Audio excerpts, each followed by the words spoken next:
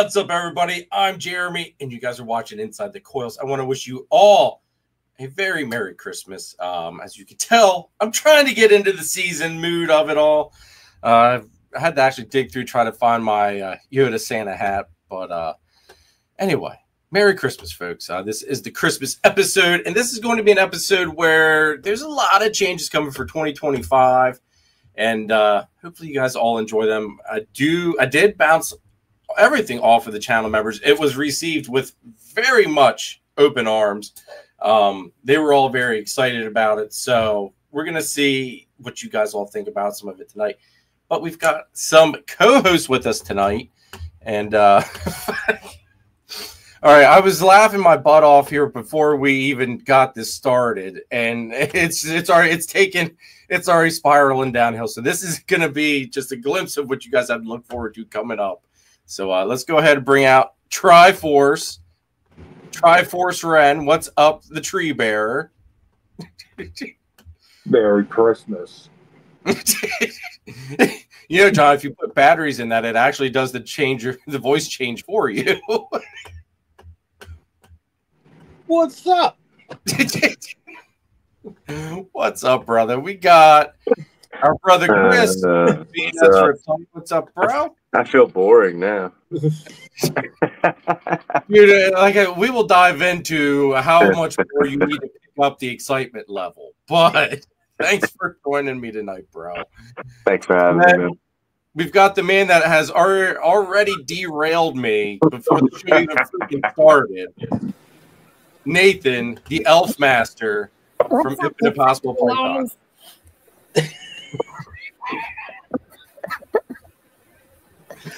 I don't know if I can do this. I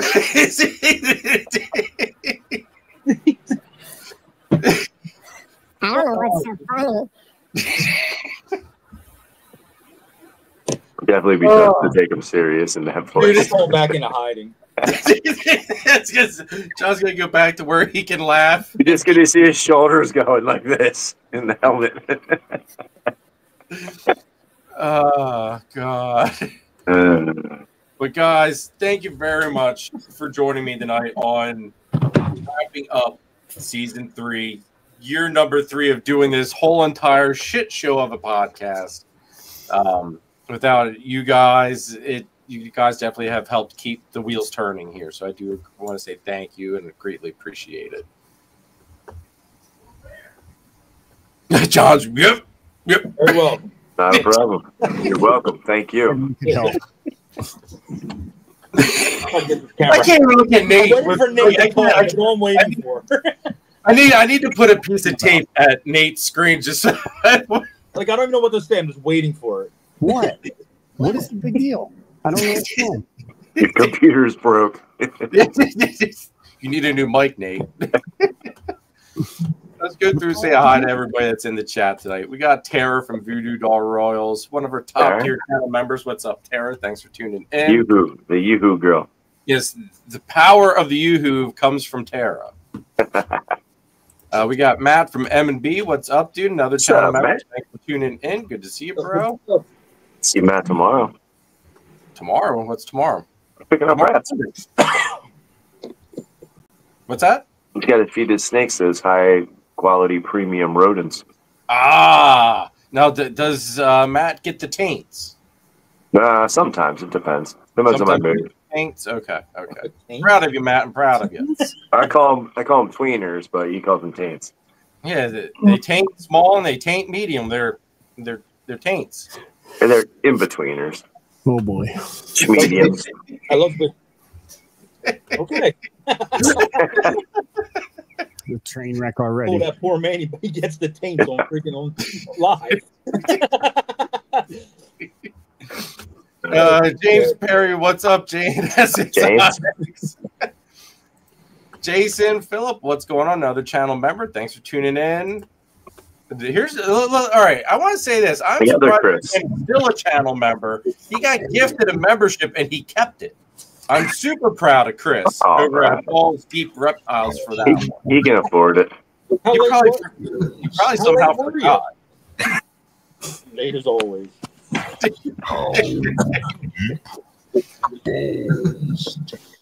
What the hell?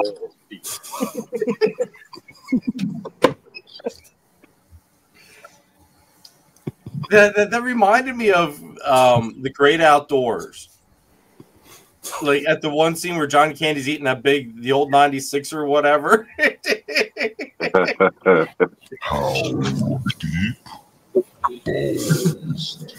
took a soundbite of that. That's fucking awesome.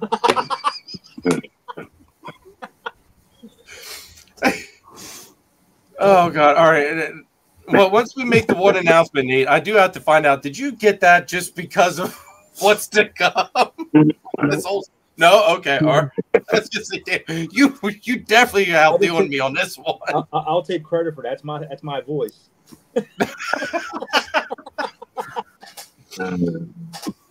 Oh God! Put that in group chat like 2 years ago. That was no sympathizing.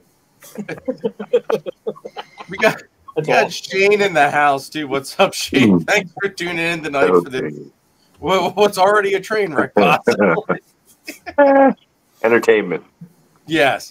Tonight should be very entertaining. Hopefully everybody enjoys it because there are the gag sponsor ads, which you guys will hopefully enjoy. Hopefully all of you guys personally enjoy them. We are going to save the best of them for last. Oh, great. But we'll kind of dip into them here and there throughout the night here. But thanks for tuning in, Shane. Good to see you, bro. We got Tyson RT Royals. What's going on? Thanks for tuning in. James Be More Exotics. What's going on? Thanks for tuning in. Greg, what's going up? Yeah, what's going up? What's going on, Greg? Good to see you, man.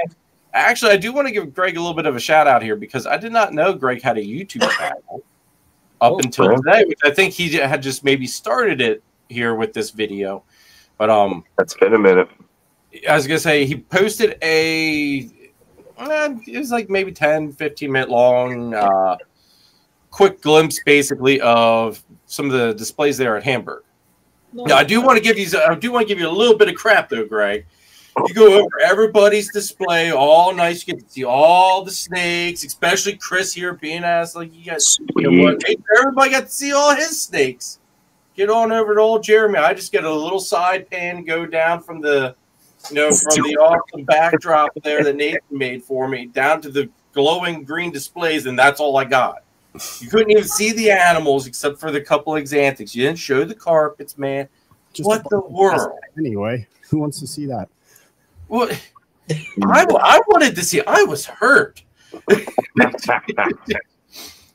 I wanted my time to literally shine. He'll come over and reach around a little bit further next time. What's the channel called? What, John? What's the channel called? What's the channel called? I think it's just Scale Paranoia.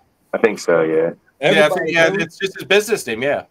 Everybody watching, go subscribe to Scale Paranoia. Check it out. Post the link in the chat there, dude. Yeah, he's got older videos, too. I didn't know he had a channel up until like it popped up on my feed today. I thought, well, shit. I know it was on Facebook or Instagram feed. I saw a thing about it, and then that's what made me go check it out. That's what it was. Cool. Definitely go check it out. Yes, James. Star Wars is the best. Oh, we got Mel in the house too tonight. What's up, Mel? Thanks for tuning in.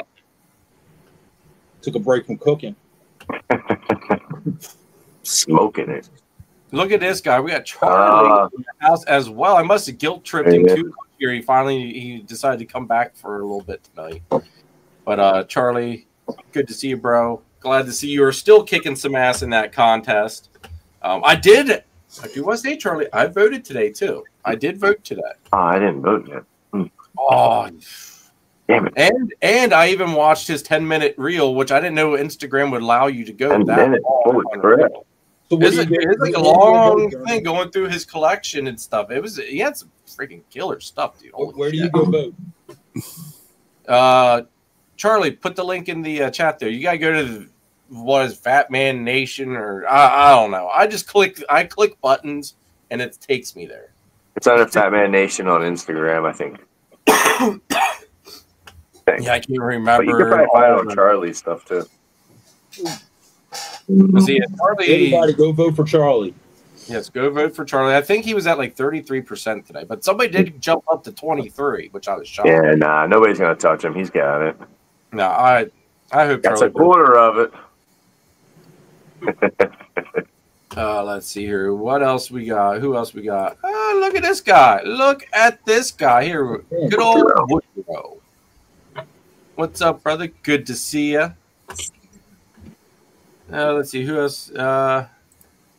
She said you had a lot of traffic at the time she walked by. All right, Greg. I'll let you slide on that one. Phil, no, I am Santa Yoda. He's something. I was going to attempt to open up talking like Yoda, but I thought, no, that's the last thing I need to give you is that ammo knowing you have a freaking soundboard now. I'll work on that. Yoda button. Oh, God, dude, I can just see it now. All right, yeah, Greg, put this link up there. Thank you very much, Greg. Good to thank you. Let's see here. What else we got going on? And here's Charlie's Fat Man Nation. Go vote. Go vote. How many more days left? 20. It's the second. Christmas Eve is it? That's the last Eve. day. 2 more days to vote. Eve is the last day to vote, I think, and Christmas Day is when you find out. Man, bring it back to the East Coast. Freaking Chris Jeremy looks like the Gremlin Santa. Gremlin. Spike. Oh God, dude! You know what though? I liked Spike. Spike was like one of my. He was cool. He was like the little badass of them all. All right, Charlie says 3 days and counting. All right. So today. before we go ahead and kick off some of this, the shenanigans of a show that you guys are gonna get to have tonight. Right. We're going to start off with one of the first gag sponsor ads. Now, I want to say that this was by far, like doing these ads was tough for me. Some tougher than others. Trying to keep them, I would say, kind of half-ass professional, but let's face it, like they're nowhere near professional. But just to get things right to how I like them, I was becoming a little bit too much of a perfectionist with them. Chris's was by far the hardest to do. So we're going to get Chris's out of the way to get this started because I feel as though Chris just needs to give me more ammunition on him. Chris is too much of a goody two-shoes, I do believe, everybody. Fighting words. I don't know. Sounds to me like Chris was the smart one. Follow me around Daytona. I was gonna say, see, maybe this is where we need to take John's idea there too, and we'll come up with more ammunition. Trust me. You have plenty of ammunition if you were at Daytona or Tinley. So let's go ahead and run your gag reel, Chris. Here we go, everybody. Do you need some balls, some boas, some pitcher woofers? Well, get your ass on over to Chris Shelley over at BNS Reptilia. You want some rodents? He's got rats, he's got mice, maybe some ASF possibly. Who knows what all he's got? He's got tons of stuff in that rodent shed of his. You want the best substrate you can get for your animal? Well, Chris got the best damn Rubik's Cubes on the market, folks. I tell you what. So head your ass on over to Chris Shelley over at BNS Reptilia. The Rubik's Cubes. Like literally, that's all I had on you, dude. And that wasn't even my coming up. I think that was like Nate and Danny coming up with the Rubik's Cubes thing. I think it was Danny. What accent was that? Dude, all right, I will tell you. That was Central PA. It sure was. I will tell you this much. Throughout these ads, you will notice one accent will start and a totally different accent will finish. So train wreck. That's why Merry Christmas. Great way to end the year basically with these stupid little ads. Just kind of a funny ha-ha. Love it. I initially did try to do an Amish version of Chris's, but I found out that I can't pronounce certain things in the PA Dutch manner, and it just ended up sounding like Scottish, and it didn't work. Scottish. So, yeah. So it is what it is. I like it. Well done, Jeremy. Out on the bayou of Central PA. The Bayou of Central PA, that's right. See, Phil likes it. Feels like it. Charlie says almost Cajun. Almost. Can you imagine what's coming? Can you imagine what this guy put together? Yeah, I'm already cringing. I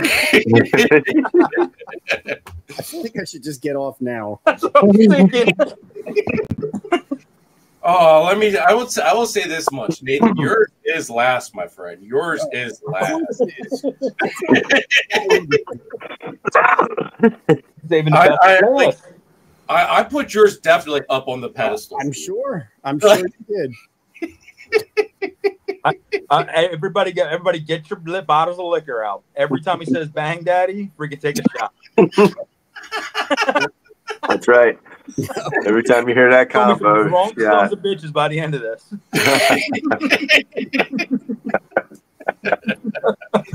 Just saying. Jason, you don't need to cover the color. You don't need to cover the kiddos' earmuffs. Eyes.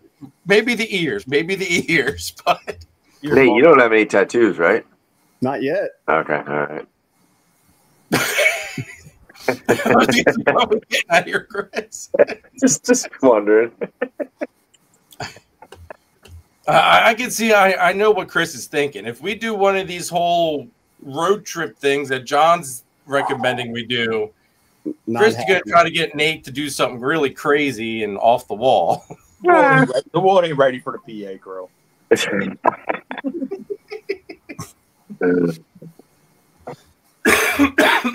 Freaking Phil, show some fucking Nate. Oh God. Excuse me. I hope nobody was looking for a nice, informative show tonight. Please. End of year wrap up. Yeah, it's kind of like an end of the year wrap up show, everybody. We do have one topic we're going to attempt to try to cover. We'll see if we actually get it accomplished. But do me a favor, folks. If you are new to the channel, please hit that like button, hit that subscribe button. Everybody, just right now in general, hit that like button, please. You're right, Charlie. Silly me. Nobody comes here for that. You never hey know. Now. Never know. But yeah, everybody hit that subscribe button, please. Make sure you guys have that notification bell rung. I was actually surprised. I was looking at my stats here for like the past, I guess it's like the past month maybe. And every video that's like top scoring is carpet python shit. No, like, nobody comes here for ball python stuff. It's all carpet shit. That's a complete lie. Interesting. Get out of here. Interesting. Honest to God. This isn't April, goofball. It's freaking December. I'm telling you, dude. All right, hold on. Let me hold on here. The fuck you? They're your paid advertisement videos. All right, top. All right, hold on. Wait. This is the last. All right, top content. I want people in the comments to put in the comments what do you have, balls or carpets? Let's see how this goes. All right, you got ball python size, which is at 763. We've got Nathan's live sponsor auction that you guys were in as well, John. We've got the available balls and carpets. Then we've got the ball python holdbacks. All right, so this is the last 28 too. Then it's carpet, Charlie's Live. Because that's what you put up for the last 28. Oh, Jesus Christ. Put the year on. If you go to the big thing, dude, it's literally like carpet stuff. Like carpet python Karen said, like, yeah. 10 of his last people don't come here for that bullshit. Related. And so that justifies those being the good ones. Well, since it is the end of the year, can you do the yearly stat? What was your most watched video of 2024? Oh, fuck. Yeah, that'd be Just gonna interesting. sit there and talk the shit. I want to see this real stat. Yeah, that'd be interesting. All right, That'd be like most your top three video. or top 3 or 5. Let me see here. Let me see. I love you, Jeremy, but no bullshit. 2024, the top video. The top video of 2024 is ball python size. Followed by They weren't looking for that answer. Oh shit! Oh, that's Followed by What's number 2? followed by carpet python size and how big they are. You don't really about some size. Setup. size does matter. Size doesn't matter. Jeremy's best shows are the ones people search by accident. Shut up, Nate. And it's an egg cutting of Egg cuttings. that would have been the clutch that produced it was clutch 1 of this year. So it would have been the Batman to the pastel Exanthic girl. And then it's taming carpet pythons. Then it's a short of Xena. Can you look up your lives, your Sunday nights? I can look up my lives. Yeah, hold on. And then we've got another jungle short, clutch 4 update, carpet python temperament, and then insane boa constrictors. Oh. Well, Which that's an old video too. But that's real still old. Yeah, that's like year 1 content. So Like it's 3 years old. Yeah, that's old shit, and that's just for this year that it's that. Yeah, ball python size got 16.6 thousand views. That's Can't make one shit up. accidental key. Keyword. We know what the people are looking for. Big Yeah. balls. Look at this guy. Time was 10 seconds. We got Scott in the house. What's up, Scott? We got Jim as well. What's going on, Jim? What's up, Jim? Vance, what's going on? Blue Oh, Zombie. Vance. Bob, if it clicks. Bob. There we go. Bob from Reptili. From Reptili Morphs. Look at Billy's live. Hey, reproduction. What's up? Thanks for tuning in. All pythons in French. Look at this. Up on my account by dropping a comment. Oh, Jessica. Merry Christmas. What's up, Jessica? Not what I meant by drop what you have. All right, now you were saying that you wanted to see lives, right? You Yeah. wanted to know What lives. was your best lives for the top 3 lives? From Save Mutation Creation. Was that this year? I gotta figure out how to. I think it was. I don't know. Yeah, that's what I would think if it was. Jeremy, I'm put a up Bob, J- though. Jeremy, put up Jason's comment. In all fairness, the egg cutting was titled "Watch Me Cut My Balls." That's why I got all the likes. Oh, Now you know what America's really looking for. Mhm.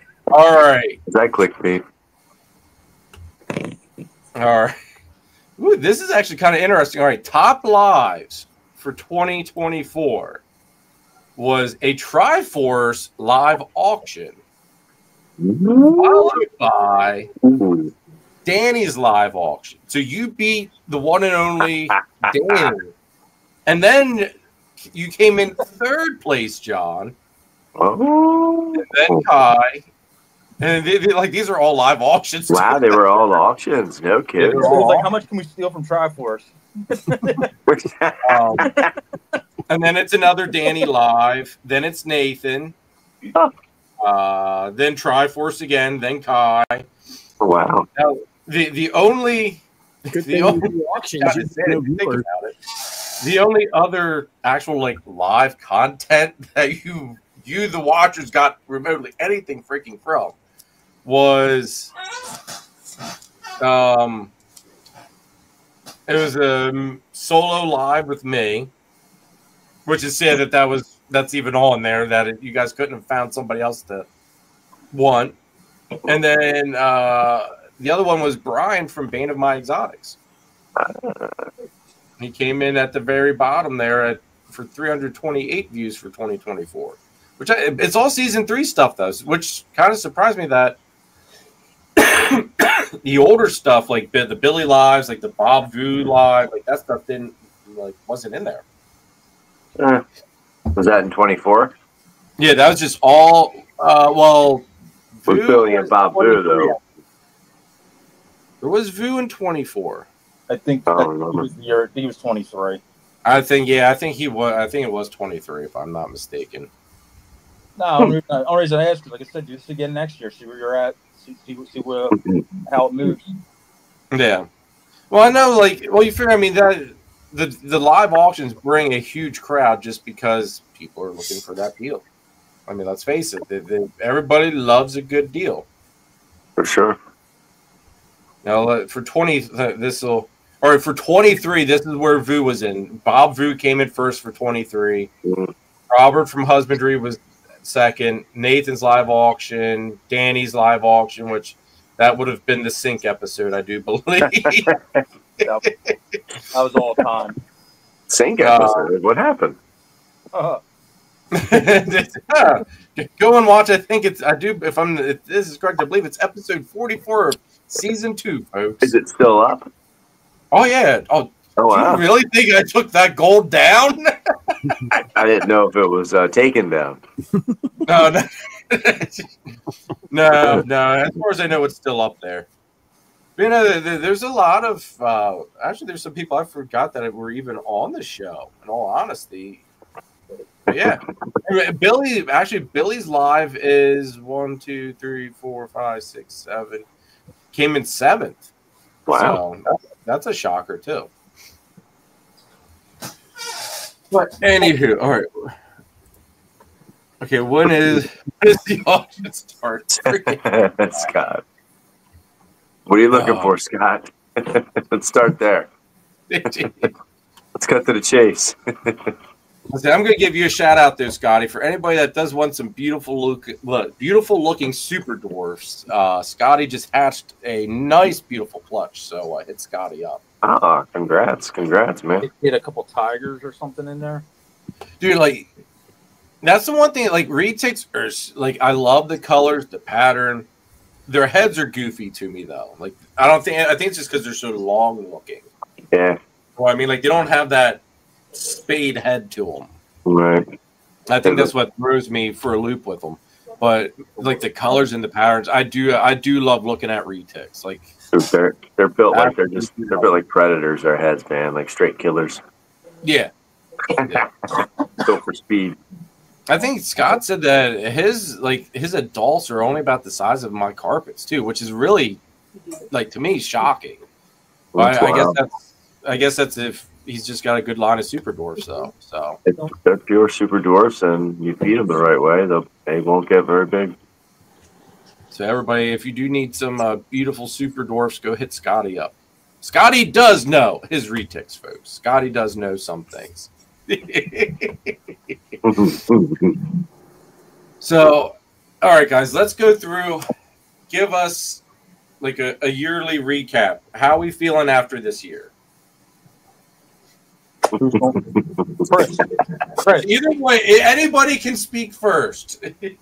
I feel pretty good after this year. I think I could have focused a little bit more on some certain things and, had better results on certain things, but I didn't. I kind of pulled back on some things through the year and just kind of bred for holdback stuff. So it feels like I didn't sell as much as I did the year before, but then again, I produced, 20% less, 30% less animals, and there was more holdback stuff. So of course I'm not going to be selling more, this season. So other than that, I think it was pretty good. Sales are definitely slower on ball pythons. I mean, that's a no-brainer. But as far as the colubrids and stuff like that, they seem to be pretty steady. The bull snakes, the pines, even the boas, the locality boas, they've been selling really good. So yeah, I think it was pretty decent. Looking forward to 25. Going to focus on some other things a little bit more, a couple of different species that I want to try to get some first-time breeds under my belt. Okay. So it's going to take a lot of attention. So I just hope it doesn't pull away too much from the normal stuff. Hopefully I can keep treading water with my normal to-do list and also focus on these other couple species. No, what are you trying to get? What are you trying to do extra this year? I'm trying to get a litter of Argentine boas. Okay. and I'm trying to get possibly a clutch of scrub pythons. Ooh, okay. Yeah, so that could be, and then like on the backpack burner, possibly green trees, but I don't even know if I'm going to bother trying. That might be too much this year. So I might Okay. just let her put some weight on and then just focus on the other two and see what they can do. Well, I know the scrubs, like the scrubs that you have, I love looking at, but man, they look like they're just evil little. Oh, dude, yeah. So far, they just want to eat your face off. So I'm hoping that like I can get a clutch from them and then keep a couple back and really work with them as babies and get them accustomed to not want to kill you. Yeah. Super So smart. we'll see. Super smart. Oh yeah, super intelligent, man. Their eyes are so big. They're wild. So we'll see what happens. It's just we'll see. Hopefully that won't take too much time. I got a little bit of time now. All the colubrids are sleeping, so I got another month or so. And then my hands will get full again. Fuller, should we say. Now, what's the ball production looking like for 25? You going What's that? Ball pythons? Yeah, for the balls. Yeah, are you going I'm thinking they're anywhere between like 15 and 25. Okay. But more focused on double visual head stuff. But then again, a good handful of certain elements of holdback things too, for the future. So, yeah. John, Nathan, how about one of you guys? He's just smiling. I don't know what you want me to say. Well, Snow White. Yeah. We're gonna make more snakes. How's my boy doing, Nate? How's my boy doing? He's an asshole. You got to get in there and stimulate him. Yeah, no thanks. Get in there and massage those hemipenes. Get them plugs out. Now he's not real happy. He doesn't like us too much. I don't understand. Like, I literally thought he'd be all wound up over that girl. I thought he'd be all over her. And I will say they've spent a lot of time in the hide together this week, so that's good. Yeah. I have noticed a lot of times, like if I would check on him, if he was in the hide with the female, normally he was locked up. Dude, he might just be sneaking in that high and sending it home, man. He knows what he's doing. He might just be like, "But all right, I'm only here for a short time. Let's go." Well, you figure, I mean, he's produced 1, 2, 3 clutches. I mean, he knows what the hell he's doing. Yeah, obviously. Hopefully, as long as she's receptive. Don't know. We'll find out, I guess. Yep, for sure. So I blame Nate for Hercules being broken, though. Broken? Yeah, I think you broke him when he was over there last year. Either that or your girl just really killed his self-confidence in himself. And he never came out one time. Oh, well, he's out now. He just doesn't ever want to go in. he doesn't want to do any of the shacking up. Are we sure this one's a boy, Jeremy? No. Yes. Yes. I even went yesterday. I just was like, all right, don't like. I could swear I remember popping him and getting peens. So I went back through and I popped and was like, okay, no, we're good. Like, he is a he. Yep. Slightly feral. Can't you make some fun hybrids with a carpet and a ball? I mean, you could. Balls, I would not. I would not waste the.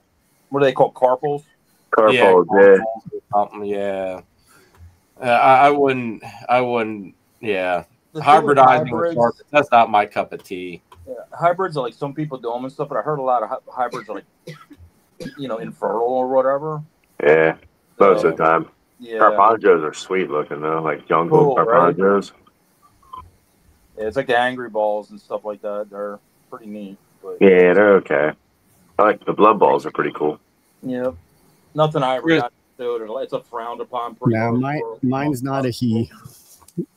I was gonna say, we've ultrasounded Nathan's girl already last year. She was when we hit her with the ultrasound last year. I thought she was gonna go. I was shocked that she didn't because she was at what 17 or 18 mil last year when we hit her. Yep. Chris is allowed to comment. He's selling his carpet. He's no longer in the gang. He's Not in the carpet gang. Only can talk balls. Chris is a big little weenie right there. He just can't handle the carpet. No, I'm not. How deep? love it.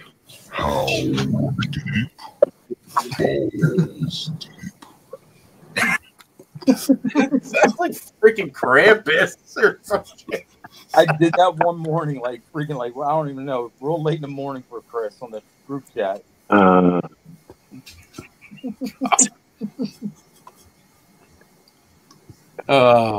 Sorry, John. Well, Nate, I'm not done with you yet. Why am I We jumping? only talked about a carpet python. Nick.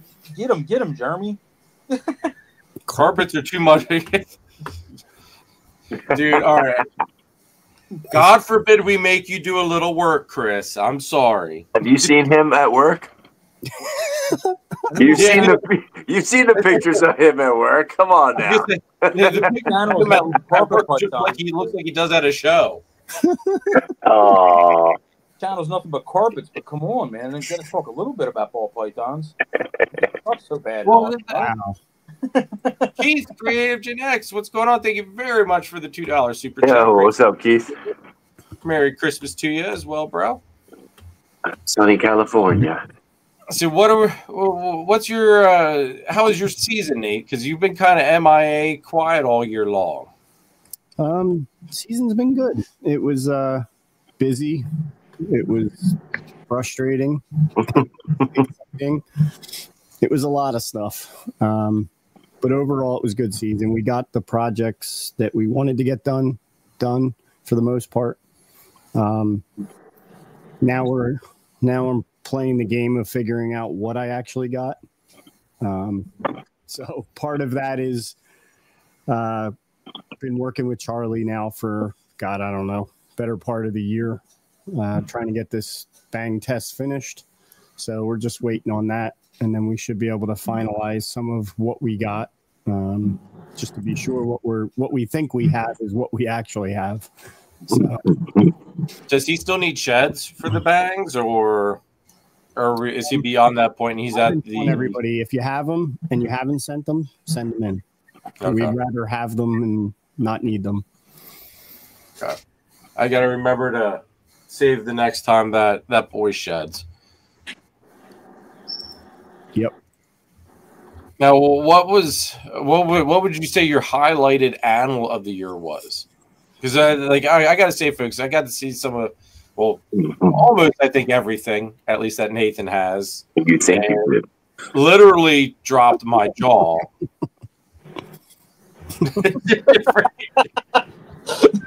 Dude, I don't know. He was pulling out almost everything I think he had the last time I was over. You see the new room yet? I don't think I pulled it all out there, buddy. No? What, there's another room?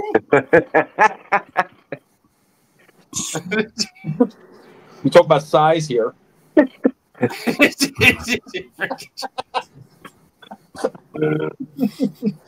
Well, what was your highlighted animal for the year, Nate, that you hit? Don't know. Not sure. Bang something. Yeah, Bang something. There were bang animals that were definitely my favorite.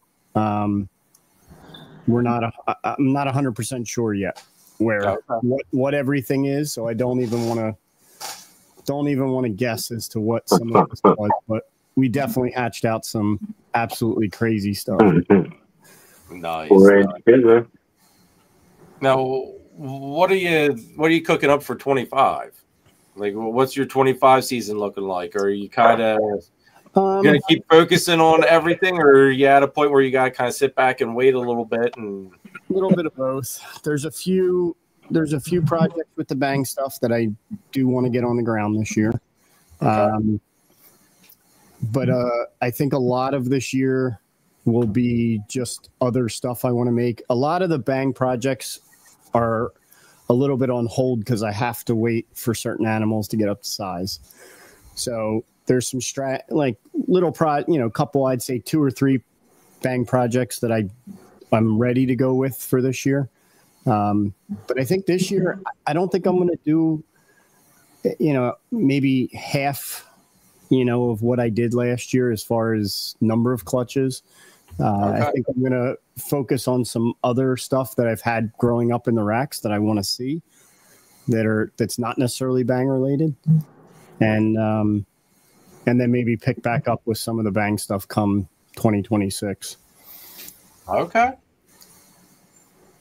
So you're changing it up the spice a little bit for you, then let you getting back to playing around a little bit, not quite as much of down to business type of deal then for you. Honestly, I'd have to build another facility at this point if I have to hold back any more animals. So, well, you can always make one of the kids move out or something. Move out to a different room. Pick them out. Still too young, Jeremy. Yeah, I believe that's illegal. Yeah, didn't he just graduate? Yeah, how often is Owen really home? Yeah, when you don't need a room, no biggie. Yeah, in the car. Give him a cot out there with his bikes and his car, and he'll be fine. Yep. Still kerosene heater. To the RV. Yeah. But yeah, hell yeah. Dude, that's John's got it. Problem solved. I'm sure that would congratulations. You're moving up to the RV. He'd be better off buying a facility. Bachelor pad of all. That's nice. Heating that damn thing all winter, he'd be better buying a facility. Propane, that's cheap. No biggie.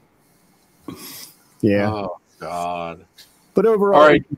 No complaints. Good year. We got to see a lot of stuff we wanted to see. So, nice. What about other species wise? How are you looking this season? What are you really pushing for? That is one thing actually. So I did bromate all my corn snakes this year, which I did not do last year because there was just too much going on. So I have a bunch of scaleless corn snake stuff that hopefully we'll be getting clutches from this year. Also, a pair of milk snakes we'll be doing this year. So, which milks are you doing? Honduran milks. Okay. A couple different, gene variations. Are any of the bamboo rats up to size? You still have them? The female is probably up to size, but the male is still a little small. So I think I'm going to hold off till next season. Okay. Are they carnivorous? Like not carnivorous, but do they eat each other? That you know of? Not that I'm aware of. No, nah. I don't think that's a thing. No. Nah, but you didn't bromate them though. You're not even going to bother trying. No, not this year. Nah. Like I said, she's upsized. He's not. I'm just going to let them. And honestly, they're kind of a cooler species anyway, temperature-wise. So, the enclosures I have them in they're running a little cooler this time of year anyway. So I just know how not prolific, but how maybe spontaneous fake colubrids can be with breeding. He might be mature, but I mean, it's you're not pushing it, you don't push it. You just never know. You know how it is, Chris. It's a handful dealing with small species. Right. Right. I mean, you've been there. You've seen it. I mean, there's probably 12 of them living in your basement right now. I mean, Asian rat snakes are definitely a different breed to breed. Yeah, it's a lot. So I don't. Again, if I do a couple scaleless corn clutches and a milk snake clutch, that's plenty for one season. And maybe even next year I rest them and I do something with the bamboos or give a year off. Yeah. I'm right now. The only other thing I'm contemplating, I think I may do some of the spotted pythons this year. Oh, okay. I have 1, 2, 3. I have 4 different females that are ready. I don't think I don't think I'll do all 4. Right. But, I definitely think I might do a couple of them. And they're just the straight spotteds? Spotted. There's some granite spotteds in there. Okay. Also. So there's, and within my spotteds, there's a lot of variation, color and pattern. So, yeah, I think that's something this year. I think I might do a couple of those. Did you get any from Watts? Yeah. They are sweet. I believe I have a male and a female from Phil, and both are actually up to size. So, yeah, and then I have 2 other females and another male. Okay. What was that, like 2.5 years, 2 years for them? Up to size? Yeah, 2-3 years. I think the female I got from Phil might be able to correct me. I think it's probably been 3 years, that female, since I got that. I think the male's 2 years that I got from him. Wasn't that an auction, like a benefit auction that you got him from? No, I had talked to Phil early on when he did 3 years ago when he did his clutch. I asked him. Okay. I think from benefit auction. John got that one. Okay. Yeah. So, and then I have the other ones I have were from Sean Bradley. They were part of his collection, and those were already adults when I got them. Okay. That's some good old blood, man. Yeah. Now, what about this? Because Joe? I mean, you and or Sharon have. I thought you guys had some Samboas too, or don't you have those anymore? No, we do. We do have a pair of Samboas, and honestly, they're breeding size. Whether or not I do anything, I haven't even thought about it. Wow, are they already? Oh yeah, That's wild. I remember when you got them. they're over 3 years old. Yeah, Holy crap. going on 4 years. Yeah. Time flies. I remember when Sharon was showing them off to us at Gettysburg. Yeah. Yeah. Because I thought I thought she had like a deli cup with those Senko fishing lures. Like that's what they look like, the Senkos. I was like, what the hell? It's a freaking Sambo. I was like, damn. Wow. Yep. Yeah, they're full grown. I probably could have bred them last year, to be honest. Okay. Yeah. So I don't know. That'd be neat to watch them bear. Yeah, I don't know. I haven't even gotten there with them. Like, I haven't even looked into what breeding them is even like. I believe it's not real difficult, but Yeah. Only They're what? California species or Mexican or something? yeah, I'm not even sure. It depends. I guess where you got them out of. Yeah. They're from the sand. Yeah, they come from the sand. Fucking huge. Beetlejuice snakes. Yeah, one looks like a cow, and the other one looks like some odd albino looking thing. So, there's the That's wild.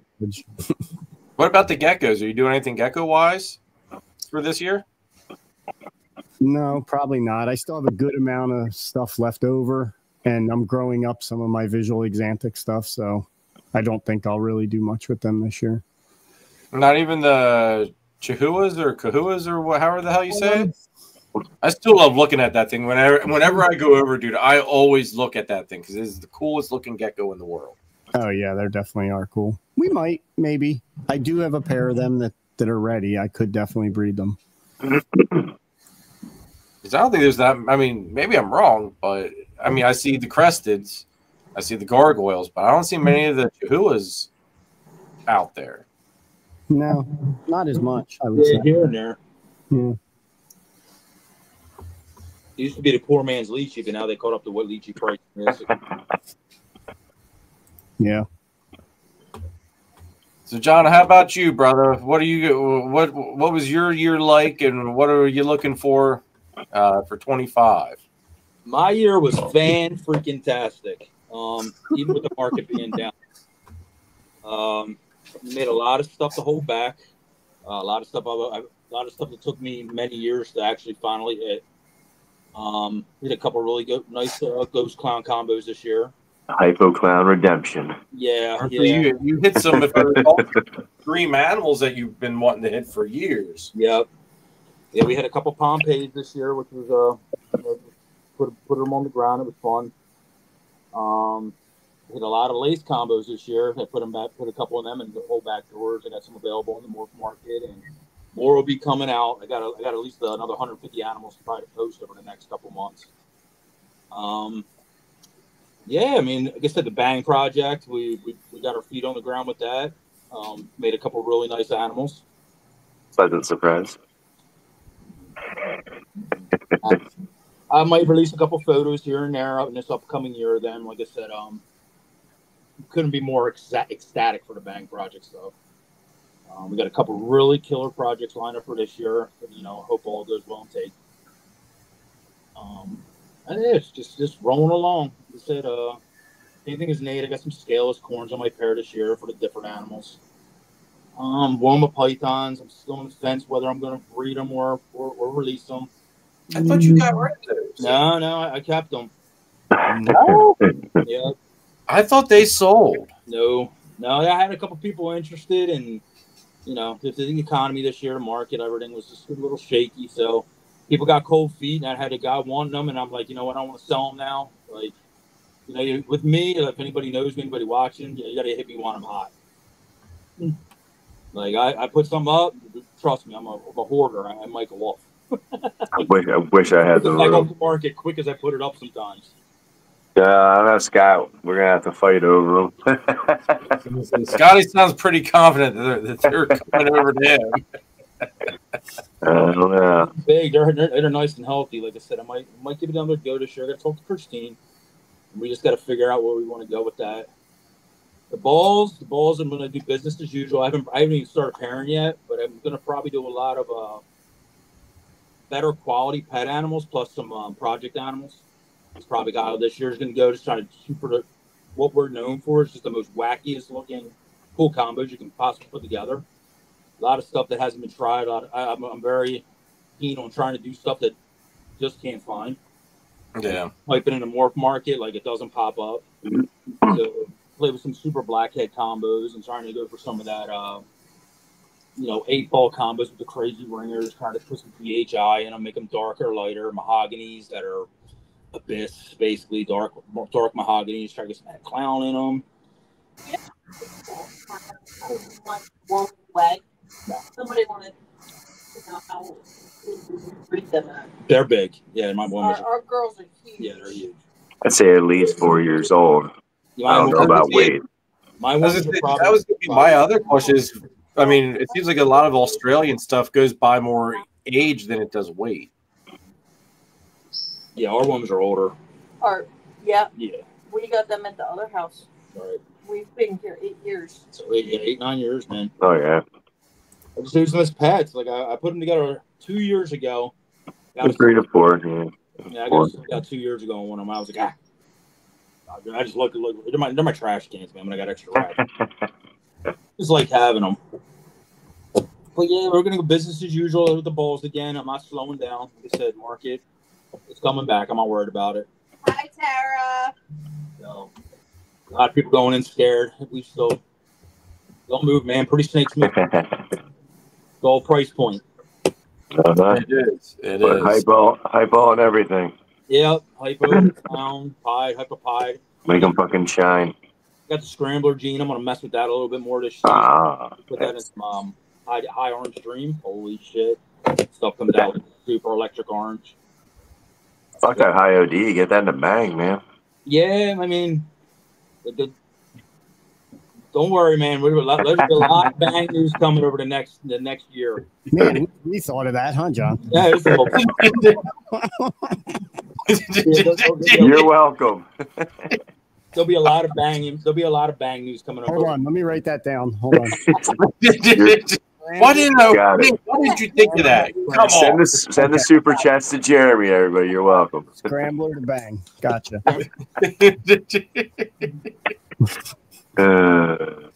Yeah, man. You can't. Just said, we'll probably start pairing right after Christmas. I'm probably a good couple weeks behind, but I'm really trying to iron out like what I want to do this year. I made a lot of this stuff to good to hold back last year. I'm kind of like in the Nate same problem. You can only hold back so many animals right now, so we'll start making a lot of just killer stuff for a lot of other people to use, and I'll pick and choose what we can keep here and keep the ball rolling. So See, that's going to be my big thing for 25 is holdbacks. Because of the bang stuff's a big thing. The carpets. That's. I'm going to try to not hold as many back like I did this year. Yeah, But definitely need that room expansion done so I have a place to go with them at this point. Yeah, that'd be nice. We'll have a lot. Like I said, if anybody's watching, like I said, I might have a ton of stuff we're going to be putting up on Morph Market over the next couple of weeks. As soon as after Christmas slows down, we can start shipping window opens back up. Probably going to be listing at least about 80 to 100 animals. The Triforce is going actually online for the first time since we started mostly. We usually did a lot of show stuff, but we're taking a lot of our stuff to online now. Amen. Hallelujah. Yep. There's a lot of moving pieces over here, so I'm going to be getting very busy very fast here in the beginning of the year. So I was going to say, well, what's your next show at, John? Is it Repticon or you have one before that? Nope. Repticon, and then we have Oaks. And then, like I said, we got a couple life things going on over here. It's going to get real busy. I'll drop that kind of news later on. Who cares? John's going online. Well, all right. Let's correct this. Christine's going online. Okay, John's going to watch. Yes. John ain't doing shit online. What do you do that? Shameless plug? Follow us on Instagram, Facebook, and YouTuber.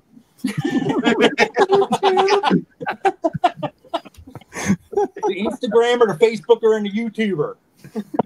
Oh, God. And Morph Marketer. Right. How about you, Chris? Your next show is what? Probably Repticon too, or aren't you at? Nah, I got that little Lehigh Valley show on the 29th. That's the right. second one. That up. I saw you. We'll see how that goes. First one was all right. I mean, it wasn't anything crazy, but see how the second one goes. And then January is Oaks, February is Hamburg, and then March is Gettysburg. Okay. So like 1 a month. You giving that Hamburg another shot? Yeah, so far. Yeah, I think so. At least this time around. I only have one table I'm liable for, so it's not like I'm putting out 400 for 4 tables. I just one table. Try to make at least one good sale. At least with the cocoa, something to float it through. I can't wait to point and laugh at you guys from home. Yeah. Come on, Nate. You know you miss it. You miss the shows and the setting up and the bullshitting with us all. I think the landscape changes a lot this year across the Oh, yeah. Big time. state. So we'll see. I know it sucks. Like I've got York that I'm going to be doing on January 11th. That's my first show. How Of the about year. you? Like, I've never done it, and it's stupid that I have it because it's literally like 20 minutes away. Like, We were why- talking about it last year. It's a Yeah. it's a smaller show, but sometimes that's a very hit or miss. You can do very well, or nobody comes to the door. That's just kind of how that show works. Yeah, and it's it's the first time. If you give it a shot, see how it goes. You're close enough. If it sucks, you can pack up at 2 or 1 o'clock and leave. Yeah, and then Repticon will be the next one. Yep. Where's Repticon? January 18th, 19th. Yeah. 18th. Okay. Is that Baltimore? Baltimore. Okay. Yep, they're at the Timonium Fairgrounds. Now, it kills me that I won't be at Oaks. Like that, I'm trying to figure out how I can make it work, but I can't leave my brother high and dry. So, because we've got a gun show that day, he's selling off some of Dad's stuff. So, like, I can't leave him high and dry because he doesn't really know that world either. So, Shelly should try to get tables for Repticon so that he can steal other people's sales again. wait, who should get? You see his face like, huh? What you talking about? That chick came for balls deep. Stargirl. Chris is so upset, man. He took his only customer that day. That was pretty funny. Oh my god. That was Hey, a pretty good weekend. He made out good selling enclosures because I kept sending people over there to buy his shit. It wasn't his only customer. It was his only fan now. Yeah, pretty much. Love It's pretty Chris. special. Keith wants to know, in what way will that show change? Which one? I'm thinking he means Hamburg. You Hamburg. said the landscape. Oh, the landscape of the shows would change, I think. I Yeah. think you start seeing certain shows became more popularity. I think you're going to see other shows starting to sink. Is what I think you're going to really start seeing in PA. I kind of watched it this year, kind of where the people are shifting to. That's all I mean by that. I could be dead wrong. I'm just saying I've been doing shows in PA for a decade now. I'm seeing like certain trends of certain shows versus others. Yeah. Shows that were really big at one time, I'm starting to take a notch down. That's what I mean by that. We'll see the changes more in 2024. Keith's just taking steaks to the gun show. I don't think people that are at a gun show are looking for steaks, though, Keith. Hey, you never know.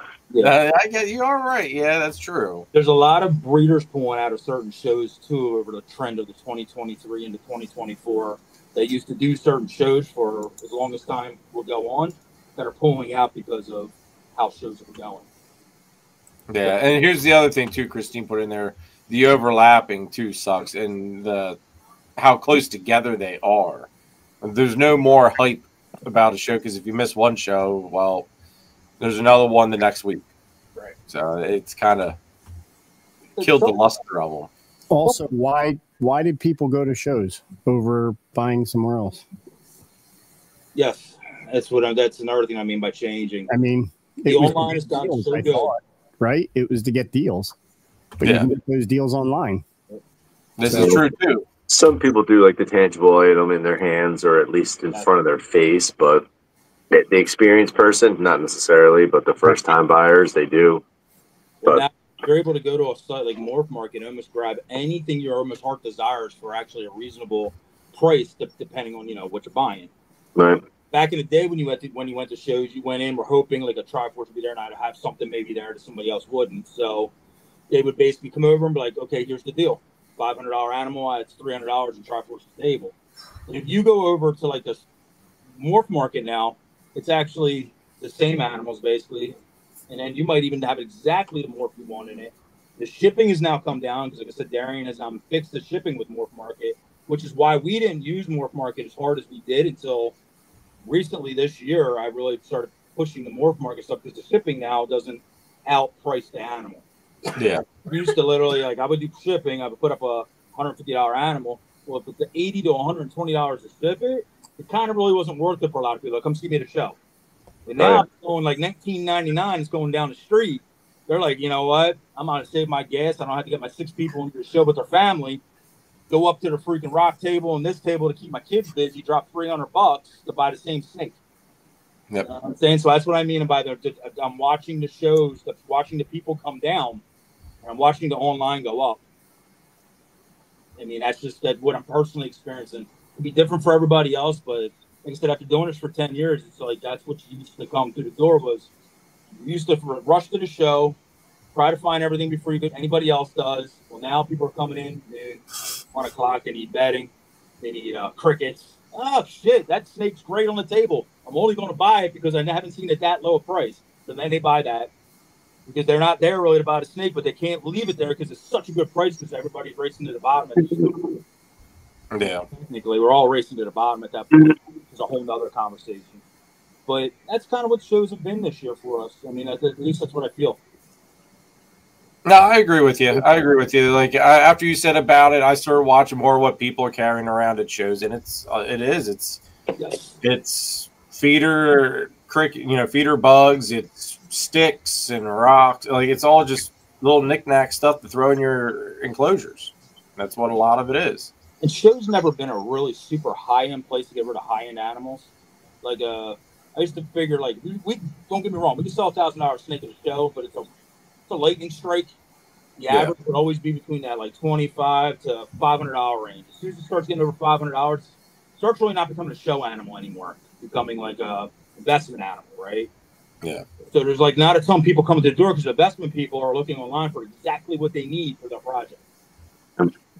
Or they're searching the deal page, like kind of like, and I'm guilty of this.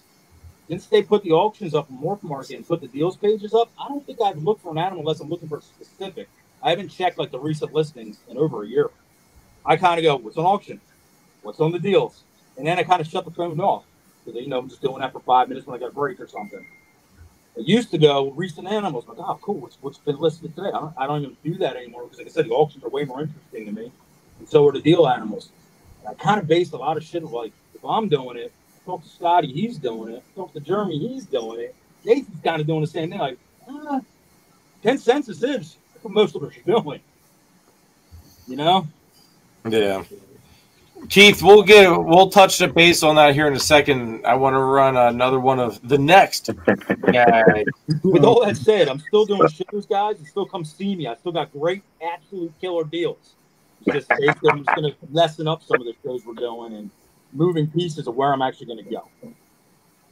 Yeah, it's just figuring out what shows are actually worthwhile to do it at the moment. I love the show atmosphere, so I'm not going to just give it up.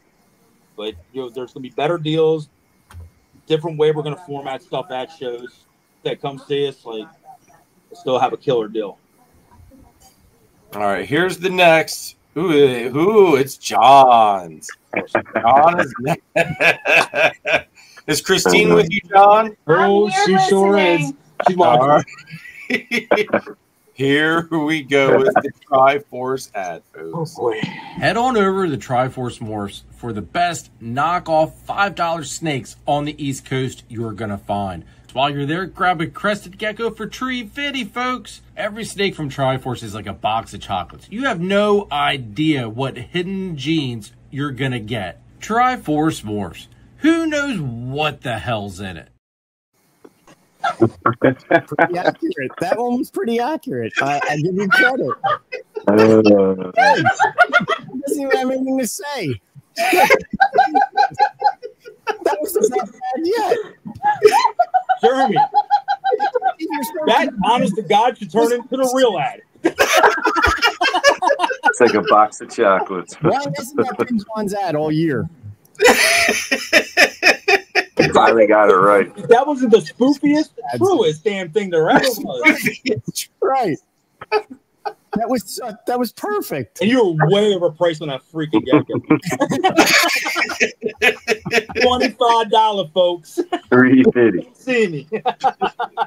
Wow. $3.50 times 5. You got the buy one get 3 free. Oh, God. So Triforce didn't get a spoof ad. They just got an accurate ad. Knockoffs. All your knockoffs are all new jeans, fellas. Give it your own name.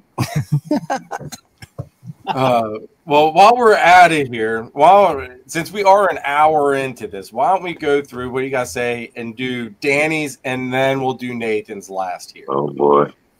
And then we'll talk and get into some of the big changes that are coming up. I do want to see. So Scotty says so. Triforce is for golf. Oh God, man, good stuff, cheap. Oh man! All right, here is Danny's first one. Let me get rid of. Oh boy! Hopefully you guys enjoy Danny's. I wish Danny was in the chat, but here we go. He's hiding. He probably is hiding. He'll pop up out of nowhere for this. Excuse me. Here we go. Start talking shit. Well, I was sleeping. You. Head on over to DTMG Pythons if you need top-of-the-line ball pythons, crested geckos, or even some gargoyle geckos, folks. Now, over here at DTMG Pythons, we love lace, folks. And let me tell you what, folks, we will guilt trip you into buying this terrible, horrible-looking genetic called lace. But let me tell you what, folks, I will sell it to you at full price. Now, to top it off, we are a Pangea distributor, so make sure you head on over here to DTMG Pythons so we can get you all set up. DTMG Pythons, where's the freaking sink? I'll go pay top price. I'm freaking red. That was good. They put top price for this crappy lace. Right. That's good stuff. Oh, my face is red. Oh, Jesus, I'm busted a freaking ball. Why did Jeremy suddenly sound like that carpet salesman? I was thinking halfway through, he really got into character. Yeah. Well, I told you guys, I noticed as I was doing these that the accents changed the whole way through the freaking thing. It's like, you know what the hell with it? We're just gonna go. They definitely did. I got so into what I was doing, and I just lost the accent and just kind of went out the freaking window. That was creative. I loved it. All right, now. This is a disaster. Can I get off and then you can show mine? Oh, no. Yeah, you gotta feel the pain, bro. You saving the best for last. I was gonna say you need to get Christine in frame here because I need to see her reaction because I think she's not doing it, man. She's in bedtime mode. Oh my god. She got pom on top of her head. And she's like, ah. I've been baking all day. Yeah. And John's been eating them as you've been taking them out of the oven. It's turning into a straight roast, dude. This wasn't an end of the year special. What'd you have for dinner? Cookies. Exactly. Licorice strings. No, about your I was licorice. eating when he got on. I'm sitting there have a whole mouthful. He's like, yo, John, strings hanging out my mouth. I'm going, oh, shit. Oh, God. All right, so here comes what I consider the holy grail of the spoof ads tonight, folks. This is one that I hope you all enjoy because even the channel members got a teaser of some of these. They actually, like, John's was a good off the rip. Danny's, everybody told me it sounded like I was reading off a script, which is why I got a little bit more exuberant and more characterized as some of these were developed. So Nathan is at basically the pinnacle of my creativity. So, oh my god. So here we go. God's ready, people. I was gonna say, get your swigs of whatever you're drinking in now, and make sure you're listening to this one. You know, just be prepared. So here we go. Hey, you, get over here. Do you want to get banged? Well, you're in luck, man, because Nathan from Infinite Possible Pythons is the man to bang you. Nathan's the guy you got to go to if you want to get into the Bang Project. But he's got some other cool stuff that he's also working with as well. Now, on top of all that banging that he's doing, he still has time to have you covered for all of your branding needs, folks. That's right, tablecloths, banners, backdrops, all that stuff. He's got you covered. So make sure you head on over to Infinite Possible Pythons, get your bang, get your branding stuff, and get out. Infinite Possible Pythons, banging the world one customer at a time. He's going.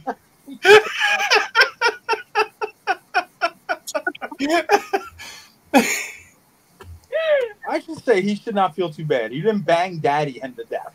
Yeah, no. I just banged out him to death. I didn't have to do one shot. Damn it. I was banging one person at a time. By the way, he bangs multiple. Just so you Oh, I like it. Oh, I like it. It's good stuff. I'm glad you guys enjoyed it because, like, I literally, it took countless hours to get this. Oh, you put some time ad. into that shit. I'll give it to you, bro. Good. you all right, Chris? You look a little worked up. Good. You all right, Nate? It's all right. He didn't get called Bang Daddy 40 times. He just started banging the world. I was expecting at least once. I know. All right. Like I said, there were several renditions of Nathan's that I went through. The first one it started off with, how was it? Head on over to Bang Daddy Enterprise. I mean, Infinite Possible Pythons. Like, I was going to do the interruption screw up thing. That's what I was like, no, we're going to make this like more like a drug deal type of deal here. Drug deal. That was prostitution. I was wondering what that voice was. I was thinking He's calling what I shady call ass him. car salesman or what? I couldn't tell. He's Bang Daddy at PIMP. Freaking Chris didn't make the shrink. Yeah. I can't shrink anymore, Chris. Chris, he got banged by Nate. Phil's still telling me bang daddy. Yeah, you didn't say nothing about short shorts, man. Oh man, you left some shit. You left some meat on the bone. It's cold out. Those shorts. there's always next year. There's always next year.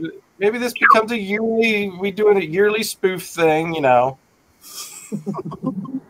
His rash has 37 counts of solicitation. Oh God!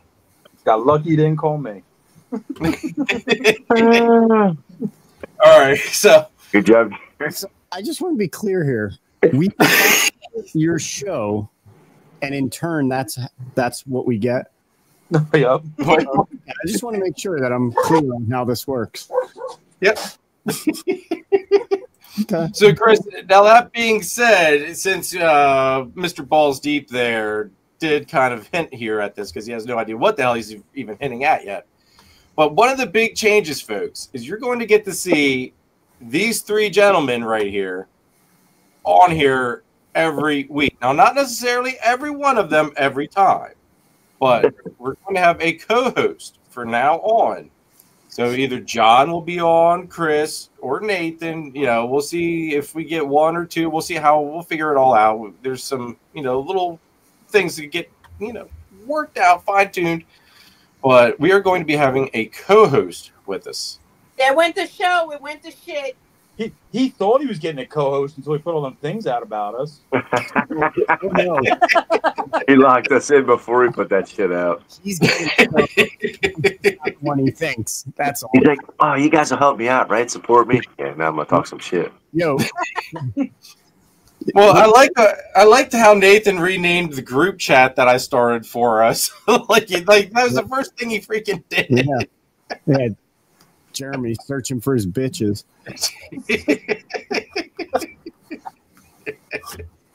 Oh God! And Chris, we're gonna have to get together and come up with some more sound effects for this whole thing. All right, I'm down. Yeah, let me know what you need. We're not gonna share that with Jeremy. We're just gonna on him. Perfect. You guys want to derail me every week? He's gonna. I got to talk to you about getting the box, buddy. Yep, this whole co-host thing is gonna go right off the rails. Oh yeah. Oh man! So hopefully everybody here in the chat is excited as I am. Nice to add a little bit more flavor to the channel. It'll add some different perspectives and a little bit more even flow. And if anybody is wondering what made me think of this, I've been watching a lot of different live streams going on. There's been a lot of shows that have been adding co-hosts. But the one that most of all has been most influential to me was watching Morelia. There's always three of the guys on there, Eric, Owen, and Lucas, and they just kind of flow. Like, great. Voice, you're cutting out. Oh, sorry. It's just great. I thought you were saying my mic was muted. I didn't touch the damn mic. Mic was muting out because we didn't hear like the whole 10 seconds of that. No. So a big inspiration for doing this change was the fact of Morelia Python Radio. I just enjoy that channel, that their lives, it flows. It's nice that they have like that give and take conversation. And that's kind of what I wanted to add to this was not only having guests on, but, having that give and take, two different mindsets, possibly asking somebody questions and, kind of get a little bit more and better information out for everybody when we do have guests on and stuff. So I thought that's like the perfect thing to add to make 25 better because I'm always out trying to make everything a little bit better. Now the next thing that's going to be changing is I'm getting the channel members that the paying channel members, they're getting a little bit more time in the spotlight as well, where I'm going to be going down through them, asking them what month, I got to figure out the system for it as far as picking. But each channel member is going to get to co-host a live with me, and they're going to get to have a guest of their choosing. Someone that they admire, look up to, that they want to know more about. Some of these, everybody kind of floats in different circles a little bit to an extent. So it'll be kind of neat to see who they pull. Wait, we can bring anybody we want? Wait, what? We can bring anybody we want. Well, the channel members can pick somebody like a breeder or something. Okay, I thought you said sponsors. What about us? Well, Can we bring anybody? you guys, if you guys have suggestions for people, No suggestions. Can we bring anyone we want? Oh, yeah. All right, perfect. That's all I need to hear. You guys all heard that, right? Nice. Oh God, what did I? I like it. Solid. I like it. Yep. Got it. So I feel like I can't always think of like. Sometimes I don't know who to reach out to, who to pick, and I feel like sometimes I get one track minded. So this was a nice way to, expand out, get some other minds thinking here. Don't worry, we got ideas. I like it. Just as long as if anybody decides to bring this guy on, right. Please make sure he has his shirt taped down on him, please. Oh yeah, we got lots of questions for him. On pasties and all. Yeah. This is Greg. This has actually been a topic that Chris and I have already said about before. We was doing like a wives, like a women behind the breeders, like however you want to twist it, spin it, but try to get the women that do support us all on. I've kind of hinted at it with Kara, and she looked at me and was like, "No." Just flushed. No. That's all right. It's all right. It's all right. I'm sure there's others that'll come forward and jump on the hot seat. Maybe not a full hour, but I'm sure we could get plenty of them to sit down and do at least a half hour of like an episode with that other person or whatnot. I definitely think that could be worth. Chris, think about this. Think about this for a minute. What you're saying. That's great. I love it. Aaron, Jen, Christine. I was just picturing those three instead of us and some random woman keeper on the other one, or who knows. So Christine's excluded. She is the breeder. I'm the wife behind the scenes. Look at them on with Jeremy. I just want to make sure I got this right. That would be a disaster. Think about it, man. My name isn't even on the Morph Market account. I'm the little woman behind the scenes, boy. I love it. We figured Sharon already has made a debut on the channel. Nate. Look what happened the last time you had her on. It was entertainment. We all got it. That was one of the best episodes there ever was. That was number 10 on that list. That was the greatest, dude. That was a night I don't even think we had our name on it as an episode. I think that was just like a solo hangout. Yep. Whoever wants to come chill type of episode. Because I know there was one I came on. You were supposed to have a guest on. They didn't show up, and I showed up, and then you were like a solo. I came on. Sharon came on. I think one of them nights. That was one of the funniest damn episodes you ever did. About making Shorty Short. The Shorty Short episode. Yes. Yeah, that was pretty funny. And Chris, get Jen on. I will come on. Ooh, there you go. Heard it. I like it. Their hair did. Get on here. I'll come on and I'll guide the women behind the scenes. You be quiet. What's the matter, Nathan? It's such a hole. Enough out of you. Pipe down. Now, with all this new news being put out there, I actually forgot to that Keith put this question out there. I did start though, Keith, so don't think it got ignored. So the fucking panties are in a bunch. That's what it's gonna do. Are we really gonna touch this subject? Buttholes are tight. We can kiss on this subject a little bit. You can kiss on it? We'll kiss on it a little bit. We'll peck. We'll do a peck on this question here. What do I think it's going to do to it in 2025? I think it's going to crush it. I don't think them guys can hang with what Darren's doing over there. It's already made him cry for the last 6 weeks. I don't know who's tried Morph Market shipping yet, and if you haven't tried Morph Market shipping, definitely look into it. it is not saving just a little bit of money. You're saving a ton of money compared to where it was a year ago. Can I ask a question? Because, Greg, I just saw your comment, and I'm really, really curious about this because I've heard this from other people. Do you not find it somewhat insulting that Redline lowered your rates after Morph Market put their pricing out? Because if it was me, you know, I would find that rather insulting that they didn't offer the discount until they had to. Yes. Just That they were again, nothing personal. I just Coming from Greg even just said he even had worse to than ask if for this. yeah. Why Which is switch. I'm just curious, really. Like if you had to ask, why didn't you just switch? coming from being a Redline user and Ship Your Reptiles, I used them all, and I searched for the best results.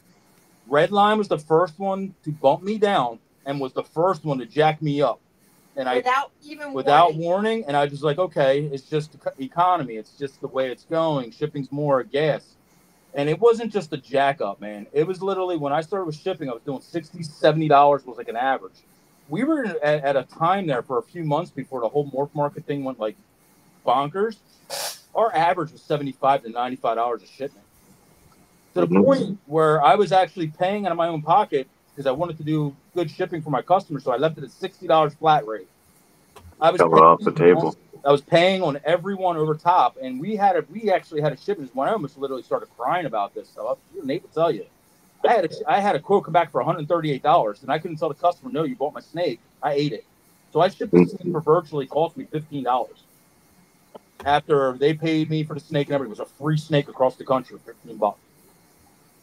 Because I thought, $60, $70 was very reasonable. That was a Redline shipment, and I went to the Reptiles to you to check, whatever. They were all within that $15. The Redline was hitting me the hardest at that point.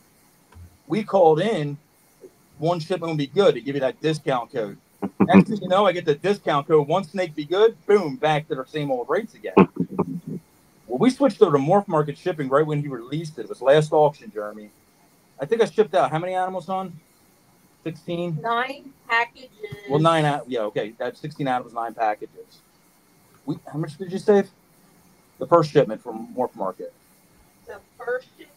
Yeah. $650. $650. That's how much we saved on shipping. The second one, Morph Market released their shipping. It had $600. $600 on 9 packages, dude. Yep. That is insanity. Yeah, Greg, Christian said it. So the 65 is going to be standard. You're not going to see a huge jack in prices. I can guarantee that. That's just not going to happen. I just shipped a reptile last week from here. How much was it? Babe, how much was the reptile last week from here? The cheapest one, the one, the $16.99 or $17.99? $18.99. Oh, wow. Reptile out of his house to Virginia. Yeah, it's right on the East That's Coast. unprecedented. Like, that was insanity. That's nice. Yep. Shit, I don't remember prices like that. Jesus Christ, 2017. I have never shipped a snake for under, I think, New York and real close has always been pretty cheap, but not under $20. It was like 25 was like back in the day, 45, 43. I was like, okay, 43. So, for instance, John and I had to ship a 10-pound box out right when Morph Market started. My quote from all the other companies ranged from $148 to $167. It was going from the East Coast to the West Coast. I shipped that box with Morph Market for $76 and change. It was less than half. almost less than half. Man, geez. The only thing you guys can do is like literally, like I said, if like it's the words, whatever you want to check into it, check it out. Do it. Go check the Morph Market out compared to the other companies. You'll come to your own conclusion. They're not giving you any better service the other companies, man. They're just literally putting the name on a box and shipping it out. Morph Market now has their own boxes, everything now too. Once it hits the freaking what's it called? FedEx, right? Hits whatever. It's their problem after that anyway. It's like that's what you're doing. Because everything, if there's any problems, just hit up FedEx. Like, trust me, they'll do it for you. They'll reach in there, whatever. But so will Morph Market. They've been pretty hands on with it. Creative. I say, yeah, Keith, that's not correct. Rates back that the 72% might go for lower tiers to 65, but it's never going away. It's never going back to zero. Right. I was say because Nathan and I did a comparison for a shipment that I might have had to have done coming up here, and it literally an hour and a half away, and Redline said it was going to be like $30. Morph Market came in at half that freaking price. It's like you're getting the same service. Why wouldn't you go for the cheaper? Plus, if Redline's got no problem with raking me over the coals, like Nathan was saying before, why do I want to stick with them if they're smiling while they're screwing me? Like that like Nathan don't said piss down my back and tell me it's raining. Yep. Nathan said it best though. Like I said, they didn't come to the table saying, "Oh, we're going to hook you up now, be a little bit better."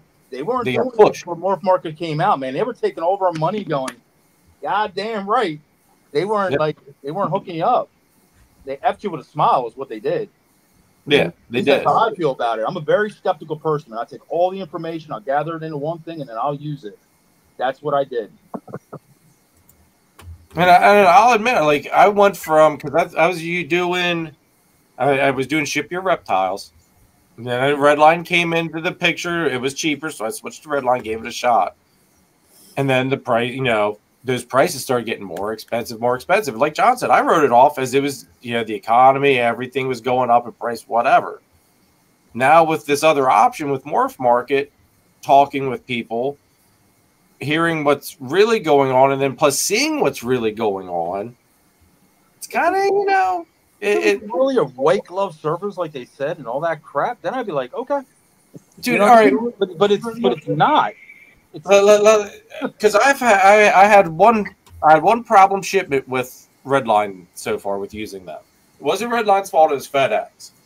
At the end of the day, you know what the solution was? They couldn't do a damn thing because it was on FedEx. You can make the phone calls and it makes the customer feel special. Yes. At the end of the day, Redline cannot go get your package and get it to where it's going. It's all on FedEx. That's this harsh reality of it. I mean, it's phone calls. That's all it is. Yes, you end this with, like I said, if you want to save money, try out Morph Market. Like I said, go compare it. You don't have to take my word for it. Just compare for yourself. You'll see. If you can do this as easy as a couple of clicks on each one of these websites. No different when we go for shipping boxes. Like, if Reptiles you have them cheaper than Redline, I'm going to go with Reptiles Deal. I'm going to go because, like I said, the box is a box. Right? Yep. It's either green or it's red or it's black and white, whatever. I'm going to go where basically the best value of the damn thing is. Greg says, while on shipping, anyone see possible GPS tracker availability through Morph Market? Already in the works. Yep. Interesting. I think it's a fantastic idea, especially if you got a really nice high-end package going out, regardless whether it's high-end or not, whatever. Like, if you care where it's kind of going, use it. Great. It's going far, right? Going out there, it's going across what's it called, Memphis Hub and all that stuff. The Indy. Yeah, because most of the packages hit Memphis. Like I said, that's where they sometimes get stuck. It's great to have a GPS tracker and them things. Yeah, and Chris is saying, it's really not like we're not trying to hate on Redline. It's more, I do like everybody else was saying. I mean, it's kind of a personal hit that you don't do your customers right until you have to because you're forced because you're getting beat terribly by prices. Beast Morph Market does have their supplies up live, yes. and they are cheaper. Yes, we just compared them the other night. They are cheaper by a couple bucks. Some of them sometimes is actually a really good savings. Is that all the supplies, the boxes and stuff? Yeah. Oh, it's up now and live? Yep. Okay. Not cheap. Phil's asking, so Robin was making super good margins? You get more people to pay too, Or greed, or is Morph Market buying power higher? I don't think he's buying any higher. I mean, he's shipping a lot with his Dubia, but I don't think that lands him in a different account. Well, the thing is, you think Nathan? They're all Think it's getting, volume? they're all getting the same discount. Yeah. the thing too, I think everybody needs that I view that my thought of it is you're already listing your animals on Morph Market. It does make a crap ton of sense that you to ship through them, because I bet you, like you're seeing, you're going to get better prices through them. Well, the beauty of that, the customer buys it through Morph Market, and literally in one of the emails or one of the messages that is generated after the sale is made is their closest hub. It pretty much fills out everything for you. You can 2-click and have a label printed out with that person's info, their hub, everything. You don't have to go through a whole nother process of creating a label and doing all that shit. It's all integrated. Yeah. Yeah, like I said, that's what online's turning into. Like I said, the Morph Market is just getting easier to use, and with the prices coming down and shipping, I'm able to put other snakes I could have never put on Morph Market, were show snakes, because it's too expensive to ship out. It gives somebody a luxury now they can afford to ship this snake to their house. Versus me telling them, you got a $75 shipping charge on a $100 snake. It's a hard pill to swallow. But if it's $30, $40, it's very, very. It's like, oh, shit, I can do this. It's a little bit lighter of a hit. Right. The shipping is always what hurts a lot of the online selling, because it is a lot of money to ship a snake. But you got to think, they're taking it overnight. It's a lot goes to it. So it's there within 16 hours usually. Right. That's nuts. It's pretty amazing, right? Especially to the East Coast, right? While we're sleeping, these things are freaking going all across the country. They're usually there by 8 a.m. Yeah. Wherever. Yeah. Maybe California noon sometimes, but still. Very rarely. Keith says he just believes that Morph Market is not making any money on it. I'm sure that they've got to be making a little profit on it, one way, shape, or form. You would think it would be a little, but it's the fact that I don't think he's trying to rape you in order to make his profit. Even if, just say, he's not making much money on it, he's what he's doing is he's bringing people into a platform. Here's Danny. He's going to draw more customer base. More customer base. More people. Go back to bed. Oh wait, Danny. While Danny's in the chat, Danny, did you get to see your spoof ad, or did you join in too late? That's what woke him up. Yeah, like I said, I think Darian looks at a bigger picture, and like I said, I'm not speaking for Darian, but like I said, more people use Morph Market, the more attention gets drawn to his brand, more people freaking want to use it, and that's gonna be, like I said, pretty much the only real game in town for selling snakes online that's actually trending.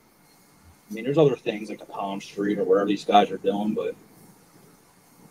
Oh, Danny didn't get to see his ad. Dude, Palm Street, people are losing their ass on Palm Street. Right. I heard some horror stories on that. They're not getting paid for months and all kinds of stuff that I heard.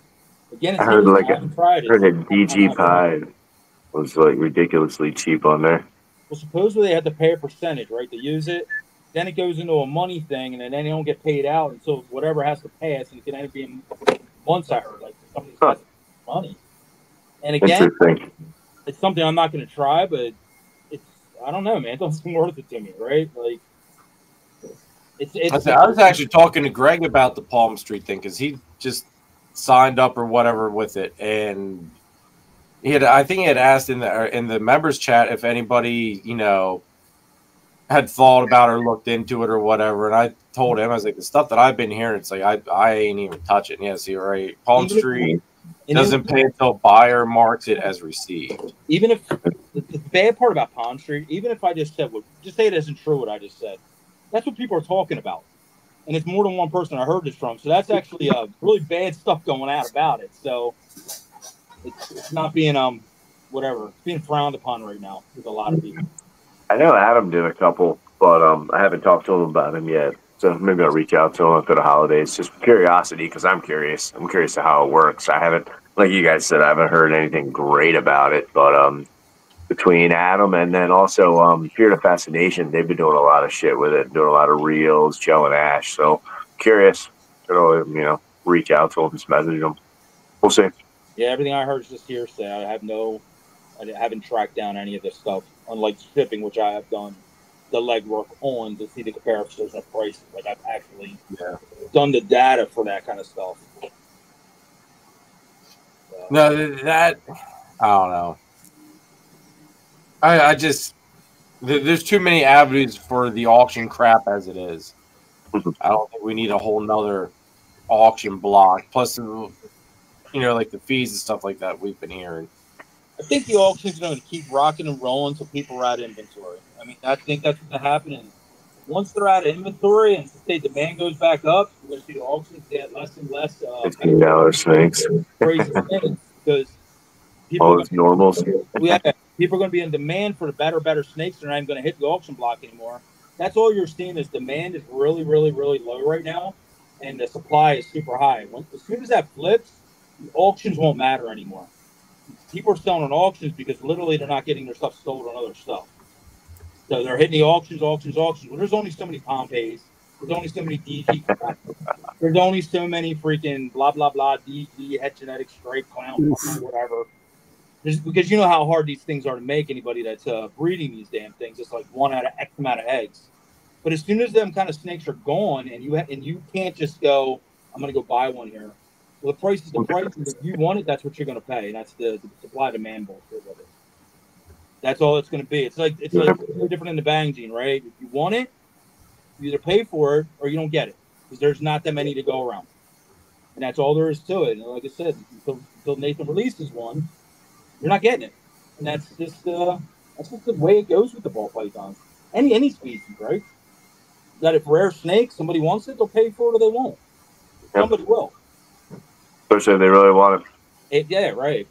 And I think until, like I said, the boom comes back, buyer confidence comes back, you're going to see these crazy snakes on auction until they run out. And they will run out. Everybody's like I said, I've seen this kind of slope before. Yeah, true, Keith. But like I said, just say I don't breed that much this year and I don't make as many snakes. Well, guess what? There's not as many snakes and prospects going out there. Maybe demand goes up or something. I could start charging more money. Like I said, they have to have this combo if I'm the only one who made it. That's all. Yeah. But it'll come back. Like Keith said, though, I mean, basically it was like a plant auction place. So we are touching, other new audience and stuff like that, So kudos to the guys that are, doing it and reaching out and trying new things. There'll be a crowd of people that never saw this era of snakes right now. They never saw the COVID era, and they never saw the down era, and then they're going to come into an area wherever that's going to land. It could be expensive, it could be low, it could be right in the middle. That's the era they're going to know moving forward. We're going to tell the stories, but like, damn, man, remember the crash of 2023, 2024? Remember the COVID hit of 2020? Like, they're just stories now, but anybody getting in, so it's kind of like even when I met Nate, like I said, he got in right at that COVID crash. He saw the high prices. I was like, bro, I'm selling freaking pied females for $150 back in 2017, 18. People are like, no, you weren't. I thought that price list. Like, yo, look. People are like, no, never that cheap. DGs, man. I used to have DGs handed to me for $100 before COVID. You couldn't touch a DG for under $1,000 during COVID. No. I'm sitting there, I wish I bought every $100 DG there was at that time, but that wasn't. I never even seen DGs in those years. I was oblivious to it. Yep, they were around, dude, and everybody thought they were the desert gene, Chris. That's why they were selling forever. Because people were calling deserts. Remember the desert boom, right? I had deserts back in like 2013 when I started. I was like, this thing's great. Again, that's another thing that guess what? The desert gene was like DG, even better. Oh, yeah. So what happened when desert found that they weren't able to reproduce, DG, desert ghosts, got attached to desert. People thought they were talking about desert ghosts. Oh, yeah. Literally, ghost combos that were desert. So everybody freaking was like, I ain't touching that shit with a 10-foot pole. Mm-hmm. Oh, my wife for the longest time was like, wait a minute. There's a gene that's named Desert, and there's Desert Ghost. She's like, what is wrong with you guys? And I'm like, look, hey, don't shoot the messenger. She's like, these names for ball pythons are just ridiculous, some of these things. And I'm like, hey, that's how it happened. I remember a time when people used to fight over Orange Ghost and Hypo. We're all totally different. Same fucking thing. Ghost is the best gene. And I'm like, dude, they're ghosts. Ghost shouldn't be called ghost. An Xanthix freaking ghost should be called a freaking ghost. Like but got messed up. even when you get a bit more pickier, it's not even fucking Ghost. The Ghost is a hypoxanthic. They're fucking hypos. Like, I mean, you want to nitpick? The people at the Morph Market even was smart enough to drop the name Ghost off their platform and called them hypos. So I had people go, "You have hypo line or orange Ghost line?" So I'm like, "Well, I have orange Ghost because that's where it originated from." Oh, good, that's the one I wanted. I'm sitting there like, okay.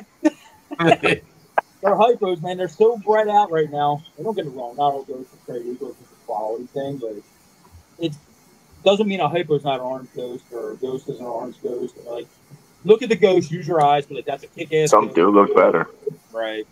If somebody puts orange Ghost on it, don't be like, "Oh my god, it's orange Ghost line," because it doesn't effing matter. Trust me. 90% of shit that's hypo originated from orange Ghost. So do you guys think that the line of hypo that's attached to Fadi's Mandarin, do you think that's an actual separate line of hypo, or do you think that the Mandarin, the Super Mandarin, is making that hypo look so much better that it's making people think it's a better, cleaner line of hypo that comes with that Mandarin? I think it was a kick-ass hypo. Ended up with a decent-ass Mandarin gene and just glowed. I made that's what started his. Literally not orange dream entry, black pastel entries last year. No bullshit. I'm gonna post one on Morph Market later on this, probably this month. It blew that snake out of the water. It was way oranger than a Super Mandarin. Wow. And it was just black pastel entry because of the line of Ghost I had from the beginning. It just was insanity. It's so pretty, like crazy, crystallized looking, whatever. And that's the Ghost line I end up using for whatever. It's just the quality of the gene. It's kind of like getting orange dream, right? Like, you make orange streams that look normal, and you make orange streams that look like damn near supers, like depending on the orange stream. It's all about quality. That's a whole nother issue in business. Like people putting shit up and not using their eyes to buy it. And all. We can use that for another episode, Jeremy. Danny. Do you have a problem with my headphones? You know what? Show Danny's commercial again. All right, let's show Danny's commercial. I think you're right. Oh, I'm going to turn red again. You. Head on over to DTMG Pythons if you need top-of-the-line ball pythons, crested geckos, or even some gargoyle geckos, folks. Now, over here at DTMG Pythons, we love lace, folks. And let me tell you what, folks, we will guilt trip you into buying this terrible, horrible-looking genetic called lace. But let me tell you what, folks, I will sell it to you at full price. Now, to top it off, we are a Pangea distributor, so make sure you head on over here to DTMG Pythons so we can get you all set up. DTMG Pythons, where's the freaking sink?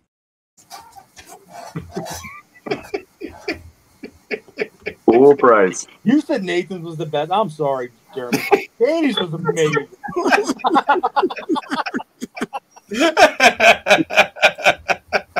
He's going to guilt trip you into. Just buy it. I was torn. Do I put the guilt trip thing in, or do I use his own words of put your money where your mouth is? He said, "I'm gonna sell you full price." It shows you full price. Fucking lace.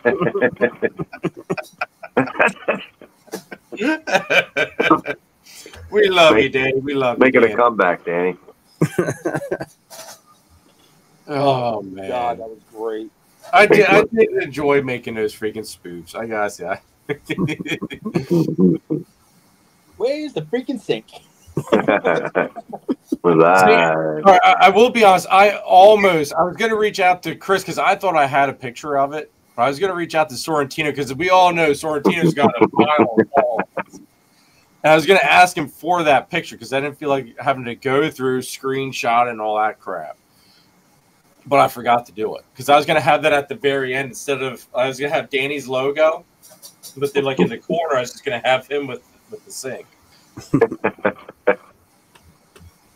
But so wait, what? Danny, Sorrentino has pictures of all of us? Oh, dude, sure. Come on, Nate. You should know this more than anybody. Your stickers are plastered all over the East Coast. They are. East Coast, he's shipped them everywhere. Yep.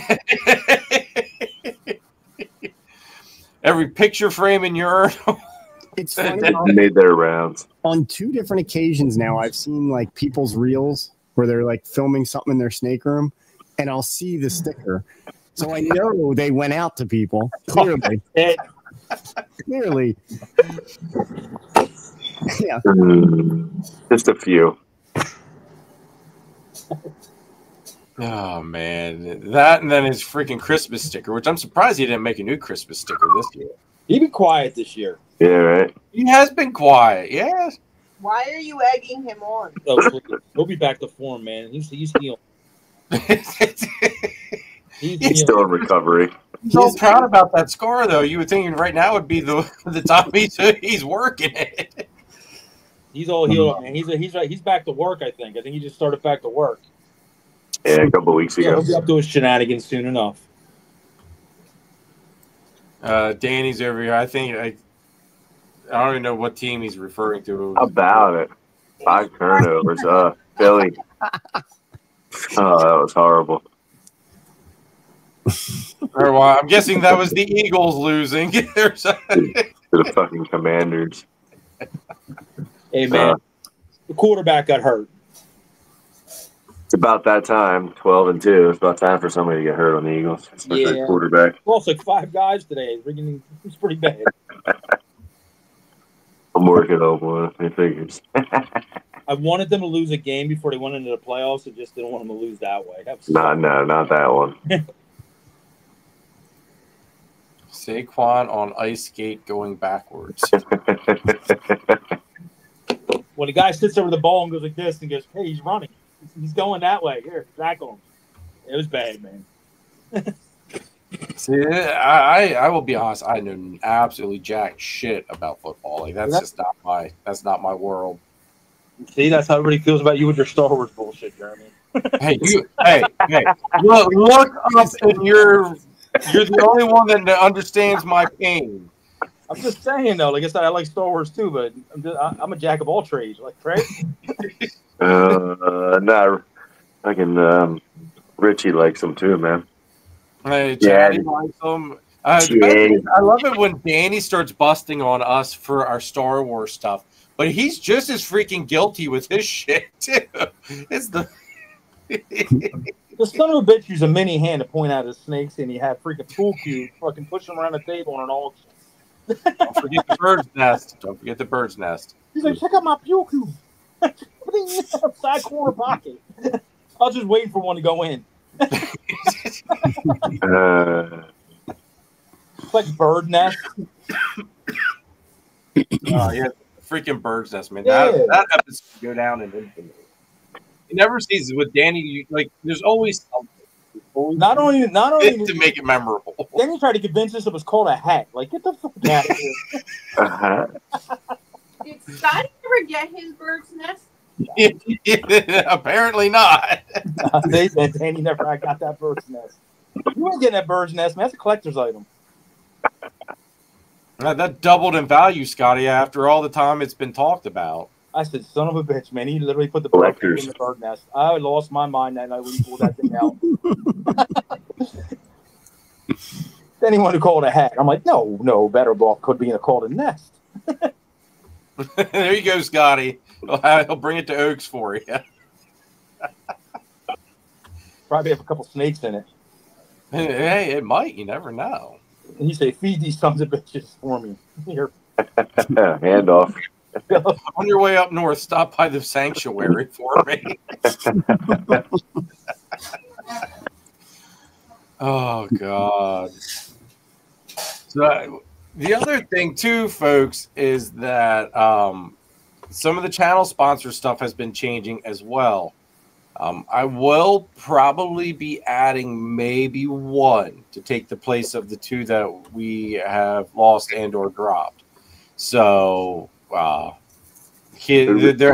was one person who reached out to me. They knew who they are. They were in the chat. So I will reach out to them, see if they're still interested. And but if they're not, then, if anybody would be interested, we would be having one slot open. You better run it by us, too. What's that? Then you better run it by us, too. Yeah. After this announcement, they're not going to want to be a sponsor. He's going to call back. It's going to be crickets. Has anybody Take really my sure they want to be your sponsor, man? You did us pretty damn dirty tonight. I was I gonna don't know, dude. You laughed your ass off. I'd say that the amount of laughter you got out of tonight. I laugh at people that breed balls too, bro. He's like, what? But damn, Dan, I can't believe Danny's just Danny's wants to abandon ship too. I mean, good God. What Is the he world? breed? Is he breeding any ball pythons this year? I don't know if Danny breeds. Man, Danny just jumped ship on you on freaking. Ooh. Merry Christmas. I don't think you like the sponsorship ad there. I don't think he liked his ad. It might not have been working out for him. I mean, I was going to wait till after the show was over to tell him, but you know. I'm going to do it live. That's just a Man, dick move. jeez. Greg says that after what these guys got through tonight, he would want to volunteer as tribute. Jeremy, I just want to let you know I'm also out. He's like, also out. I'm collecting sports cards now. Chris, man, Jesus stands alone, buddy. The dynamic duo. The OG sponsor ends it. Last man standing. He is literally ride or die. To the end. Now there's Charlie. What's up, Charlie? Thanks for tuning in, bro. Oh, Charles Williams. I do need to run Charlie's sponsor ad, which I did not do a spoof on Charlie's ad though, Sam. Yeah. I don't know if I would have had the heart to do it to Charlie. Yeah, why didn't Charlie get an ad? Because in all honesty, I just didn't think of it. I did not think of doing a spoof ad for Charlie. Charlie, we got your back, bro. Guess who's calling you after the show, dropping their sponsorship? Yeah. I don't know. He might be thanking me. He might be doubling. The deal. Double down on that shit. You forgot about me. Guess who's getting fake results the rest of the year? You're welcome to my boat. Right here. No, they're not fake. They're just all negative. Right. Sometimes that's a lot of what I do get from it. I know. All right. It's just like some of the shit I'm so excited about. Yeah, no, it's negative. You always know what's coming when it starts off.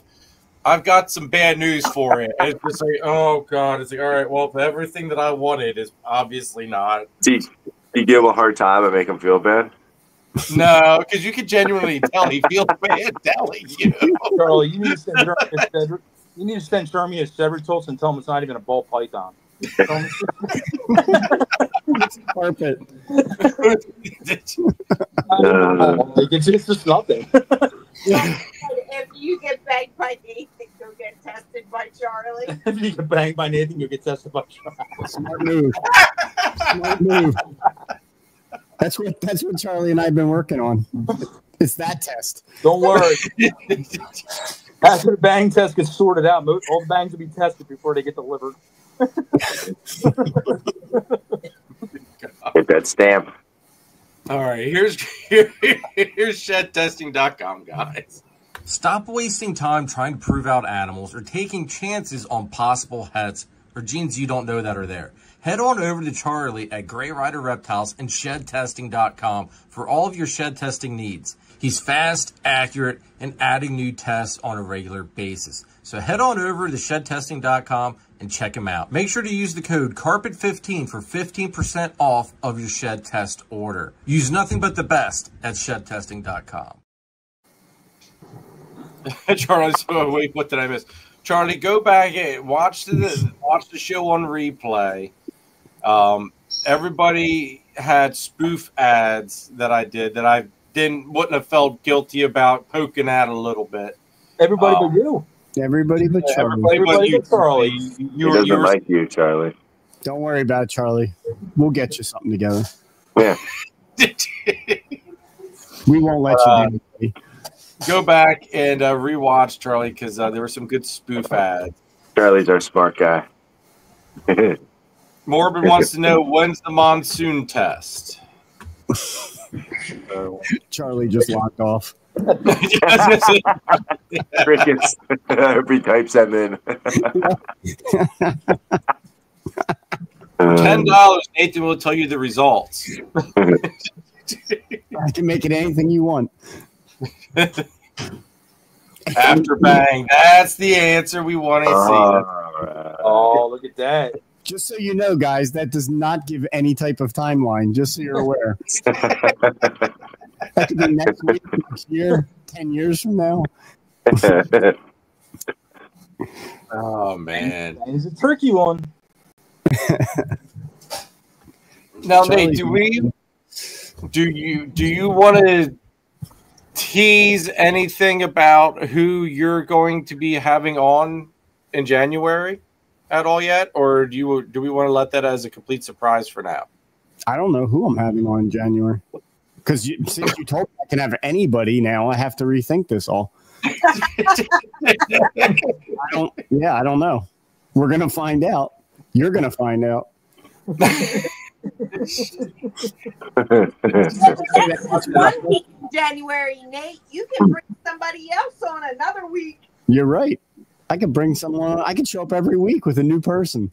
Yes, you can. It's on. What did I do? Show with your shit. Oh, just you wait, buddy. We're gonna have a blast this year, folks. We're gonna have a blast. But see, you also gotta let me know. You gotta give me, you guys gotta remember though. You gotta send me logos and best pictures so I can make thumbnails. Nope, certainly don't. Who the hell's gonna make thumbnails then? Nobody has to make a thumbnail. They're gonna have to tune in to see what disaster comes. Surprise! Dude, that might be an interesting marketing ploy with it. Imagine that. I have a good idea. Chris, are you volunteering? Because I might need some entertainment in my episode. Chris will absolutely show up if we want. We get 20 views. He's got to shake his tassels. Oh, God, no. We ain't starting that shit. We are not starting that shit. Actually, Phil, that's a great idea. We should just do a whole episode where Chris is on making memes the entire time. Yep. Oh, man, the ideas are coming. 20 is 20. The night in the mind of Sorrentino. Deep going to be a new sponsor? Is he an applicant?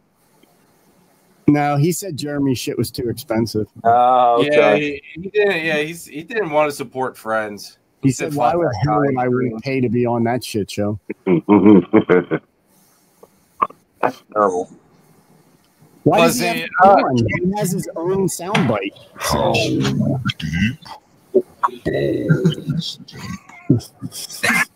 Orange Killer.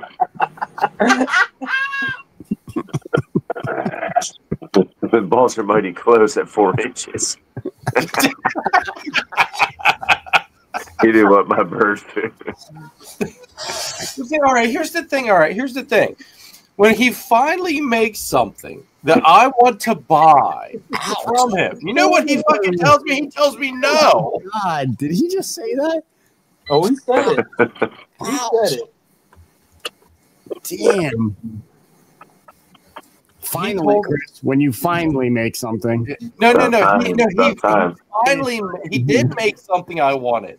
And he told me no. I tried to support a friend, and he wouldn't let me support him. Because he wants to keep it for himself. He's greedy. Out his holdback. Oh, you went after his holdback? He's his best customer, yeah. Yeah, one only visual. Of course. Way to go, Jeremy. He was the fucking cream of the crop. Well, hey, I heard through the grapevine that he gives away his holdbacks. No, you got to fight him for a while on him. He only gives them away to freaking Nathan. That's who I heard it from, damn it. I've known him the longest, and I don't get none of that shit. But Nathan's like, hey. And he's like, hey, yeah, take it. And he cries about it for a fucking year. Wait a minute. To be fair, he didn't want it until I tested it. Then he wanted it. Yeah. All right. Yep. Yeah. He did get banged. He got banged. He definitely has STDs now.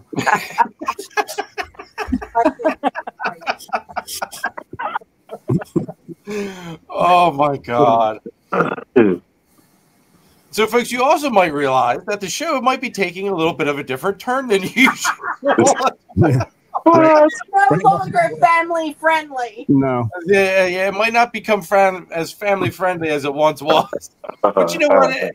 I kind of like, part of me almost wants to take it that route, because sometimes I will be honest, folks, it's hard as hell to be Switzerland. And it's not as fun to be Switzerland.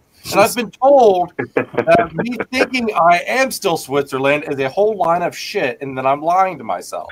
You are. Hard as You hell. have this show on at 8 o'clock on a Sunday night. There are no kids really should be watching right now, right? Like, You lost Switzerland a long yeah, time you ago. definitely- Yes. Yes, Charlie. That's so this podcast. Charlie keeps testing. Like, no, it's negative again, man.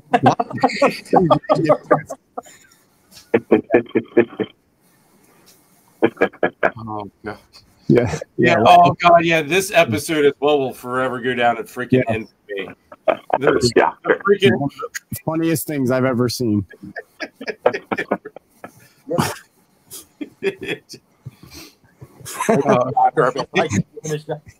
Oh, time ago. Fucking that night. He's all like, I went like this. Is Chrissy? Oh yeah, the shocker. I was like, this is the taco. I'm excited. Poor woman. Oh God, this year was a killer for like what the fuck moments they had to show. Almost every one of them involved one of us though. Someone from the PA crew is always involved for those episodes. Yep. Can Charlie test for asking For a friend. They're all herps. Not sure where you're going to send them. Swab test. Charlie tests herps every day. He's watching now. All Charlie tests herps. Yeah. Oh God, Viz, what's going on? He tests herps. That's right, Jim. Sort it up. Oh God. So we want to touch base on anything else tonight, guys, or we want to call it a wrap? It's 10:15. We're gonna try to stick to the 2 hour thing, or you guys want to go for a little bit yet? Go to like 10:30. What are you thinking?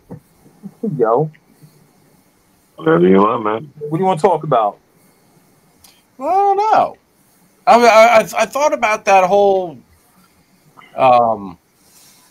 buyers. I don't even know how to freaking word. See, this is why I wanted to do it on a video, John. I could edit the shit. I don't know how to like the video. You want to talk about buyers and buyer and buyer etiquette. Buyer etiquette. Right, you couldn't even think of a word. Buyer etiquette. Buyer etiquette. We'll label it as. What is some of the? I'll word it nicely, but what is some of the most gear grinding stuff you guys experience, and what are some of the things that you recommend people to do when they're wanting to purchase from you that isn't going to waste your time as much? My big thing, for instance, is everybody do your research. Just research. That's vague, though. What's that? That's very vague, though. Do your research. Well, it is, but like I feel for the research, though. Like, defend a buyer on that. They like come to us to kind of give them a little bit of research, but talking about like general paging and shit. That's solid advice. Fucking daddy.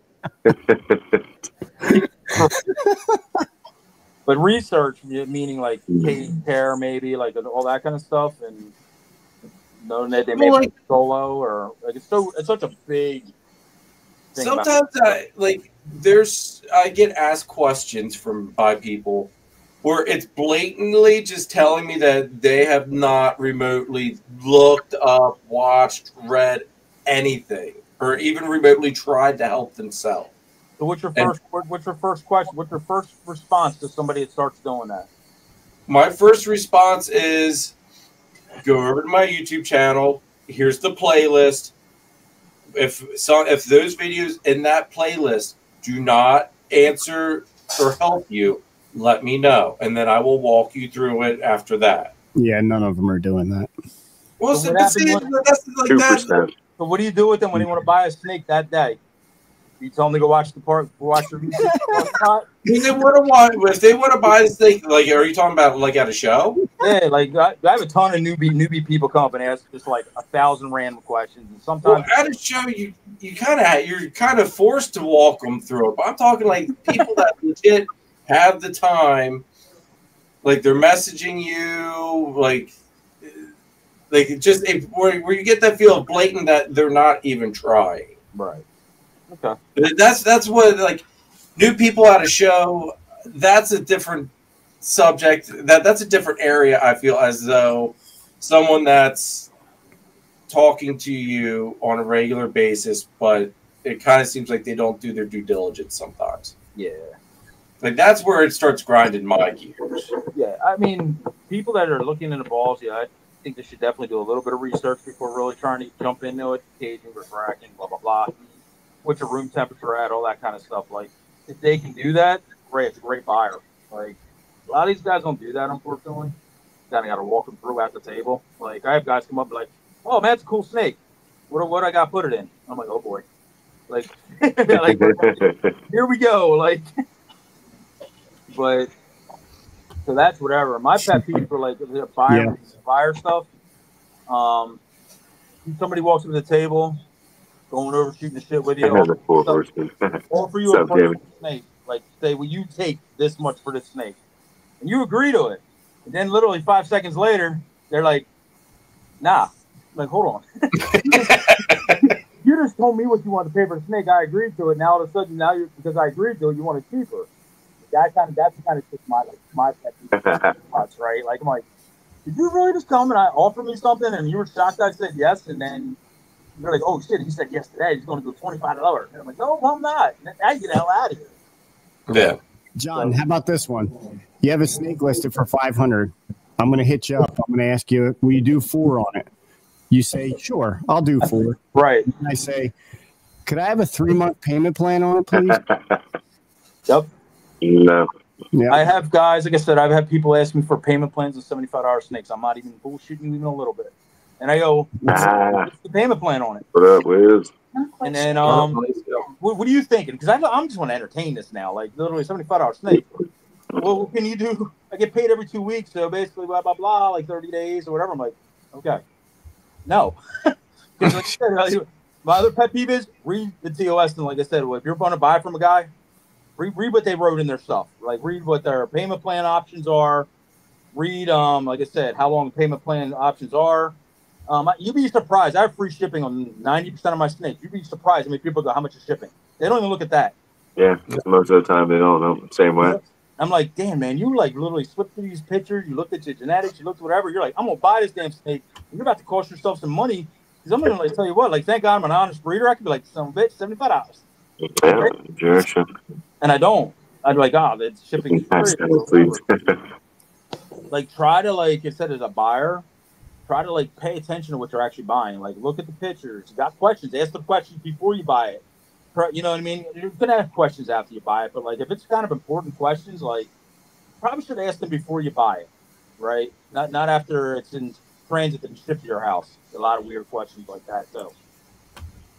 So Ray, here's my thought on that one too. I agree. If someone needs a payment plan on a $75 snake, they probably should. Yeah, that's always a question too. And that's exactly my thought as well. Like I said, so it depends on my mood whether I'm going to say that to somebody or I'm just going to be like, I don't know, worth the words. John, also, I want to, what you said initially there, read people's terms of service. If you're on Morph Market and you're buying from a seller, that's the biggest thing. Read their terms of service. Yes. 99% of questions are there. Also, you might educate yourself in the process of reading that. It's like getting a new It's like getting a new machine, getting a new hand tool, getting a new furnace, and not reading the manual when something goes wrong or how to take care of that product you just got. And then calling Read the store policy. Right. Then calling the manufacturer and being like, how do I do this? Exactly. Yep.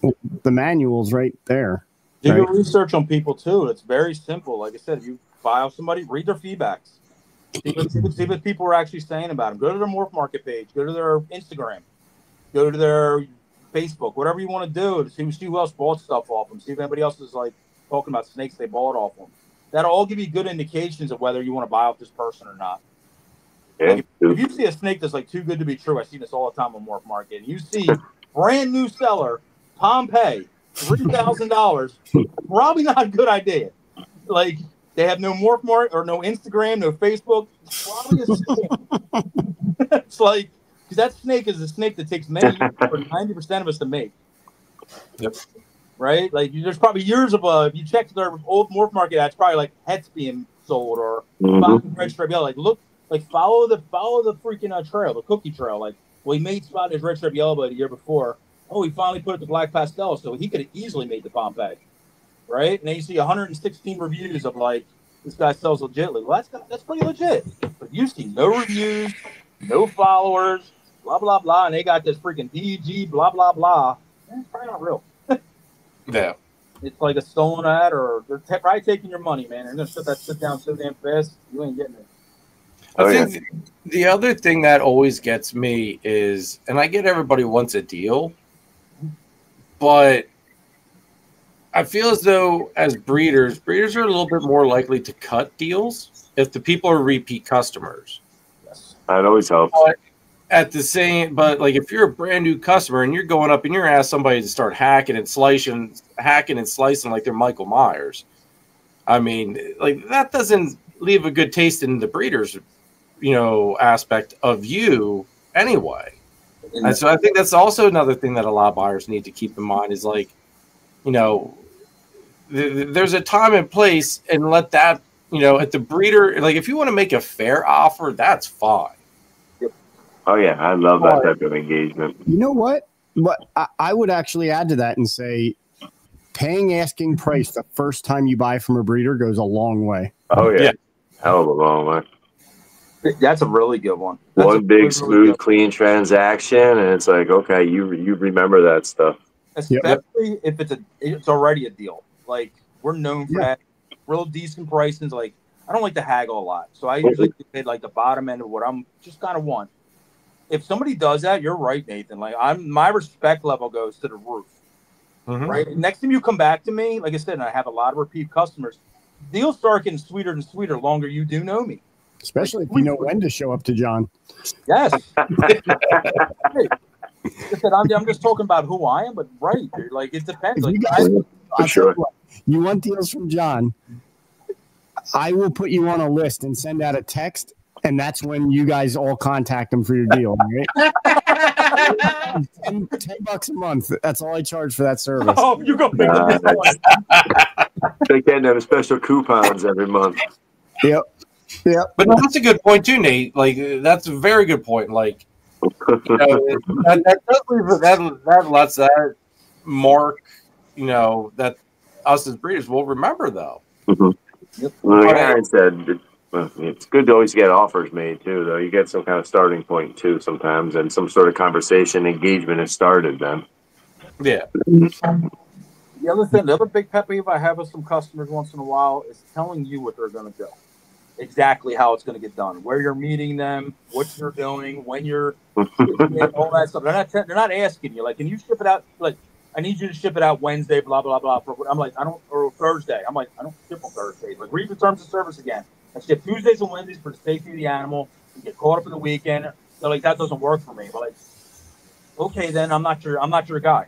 I'm like, you have to go to somebody else that's willing to take that chance.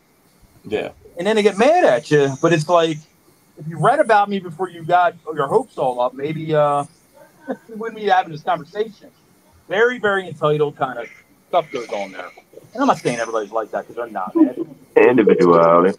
It's very individuality. Like I said, a lot of people are great, but it's the ones you remember are the ones that are like the weird ones, right? Mm-hmm. Yeah. Can't believe they just went there.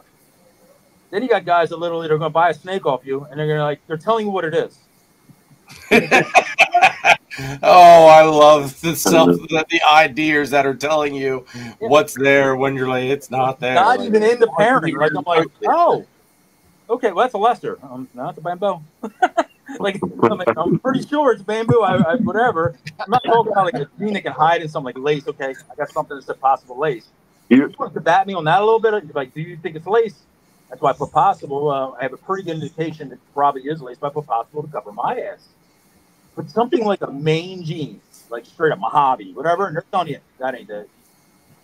Okay. You disagree with them. Would you like to buy it, sir? Yeah, I just kind of like, I always put you're right, I'm wrong. I never thought about it that way. Like,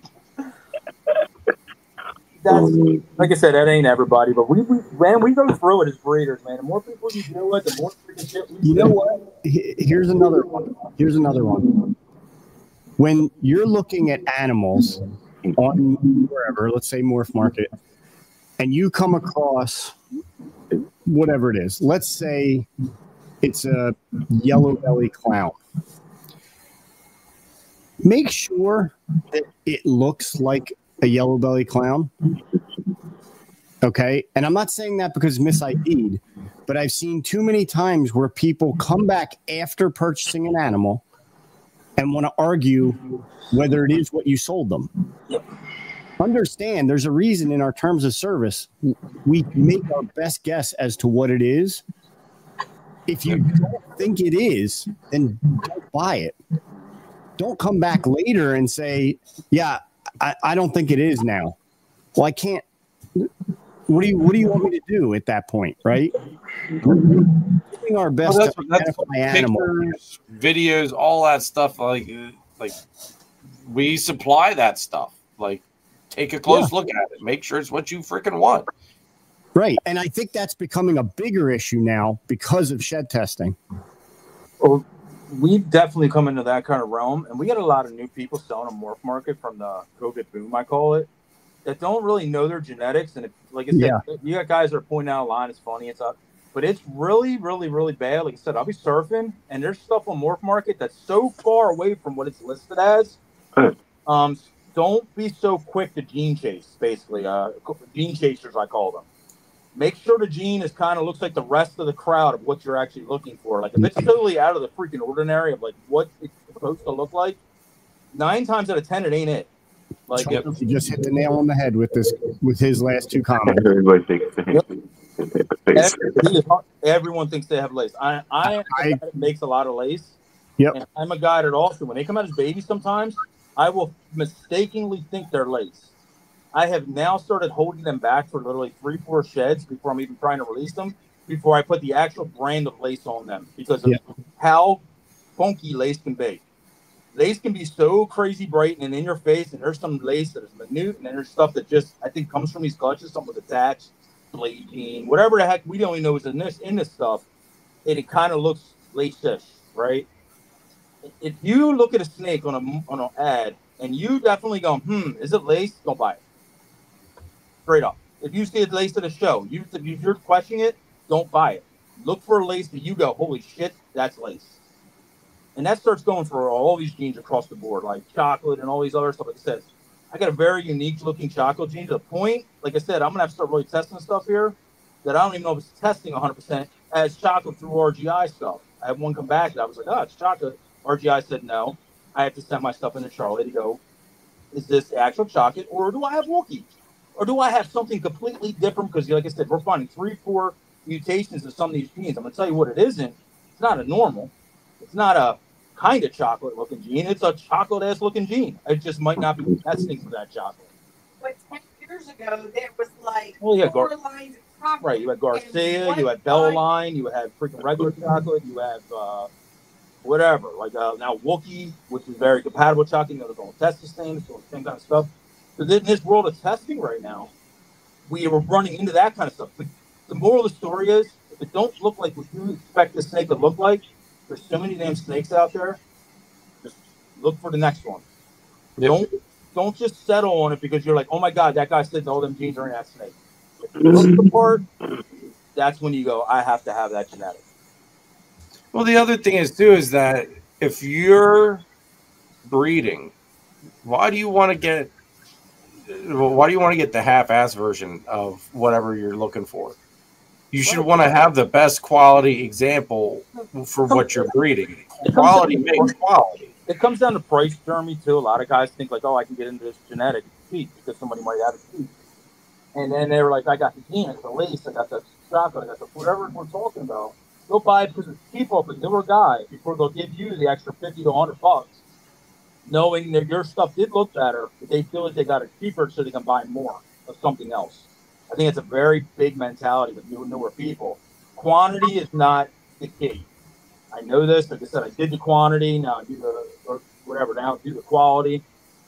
When I searched for genes when I started, I searched for the best example of that gene I could find because I knew I was going to try to work it through ever, right? The holdbacks are important. The holdbacks holding the gene from the start. You want it to be at least a good one, man. I let a lot of stuff roll out of here because it wasn't the quality I wanted. A lot of great genetics, right? Super Orange Dream's a big one. They weren't as good as Super Orange Dream as I wanted them to be.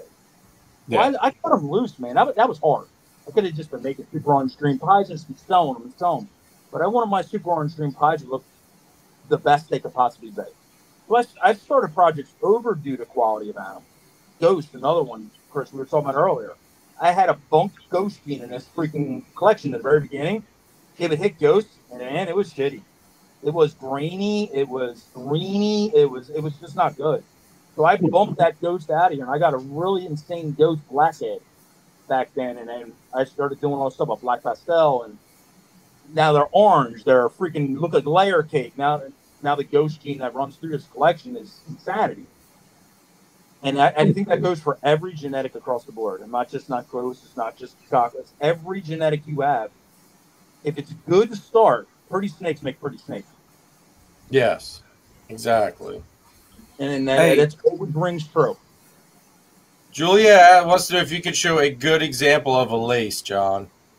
You're probably either one of you guys, if you guys got one close that's easy to find. I just figured John's probably got half a rack of it right beside John, do you have a single gene? I was going to say, yeah, mine's all combos. I don't have a single gene just available at my hands right now. I can grab one if you want. So this is a pastel lace yellow belly. You can see it in that, though. Yeah. Clearly. Right. And lace is another one I did. I took a couple of different lace genes in the beginning, Chris, and some of them bunked out, man. They just didn't do what I wanted them to do. Yeah. And I had this one lace male that just started really making just over the top stuff where it just, and she's instructed, guys. It's pretty. So long story short, like I had to revamp the lace project. Hold on, I'll grab a single gene. I see you, Nate. Go grab a single gene once. I'll put you up on the big screen then. So this is a pastel lace mahogany. Oh, wow. Didn't you have that up on the auction block or something, or one like it? I had a baby. Okay, maybe that's what it was. Yeah, I made the super lace of this and stuff this year. I had a baby. I did auction off this year. But yeah, wow. Man, lace is another gene. If anybody's into it, it gets better with age. If the snake's not getting better with age, it's probably not lace. Lace is always the shittiest that when it's born. I don't mean to call anything. Yeah, I know, right? We're gonna sound like Danny now, crashing lace. The lace is its worst form as a baby. It just gets better and better and better as it ages. And look at the one Nate got. In person, that snake looks like a DJ. Nice and bright head stamp. Yep. Really clean sides. Black. Listen, I've got that one. Well, I've got two of them, but let me see here once.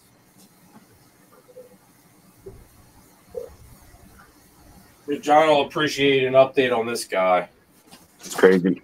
Mine's a white lace firefly, and he looks desert ghost. It's wild. It's like black and white, right? Yeah, faded out, like all blushed out.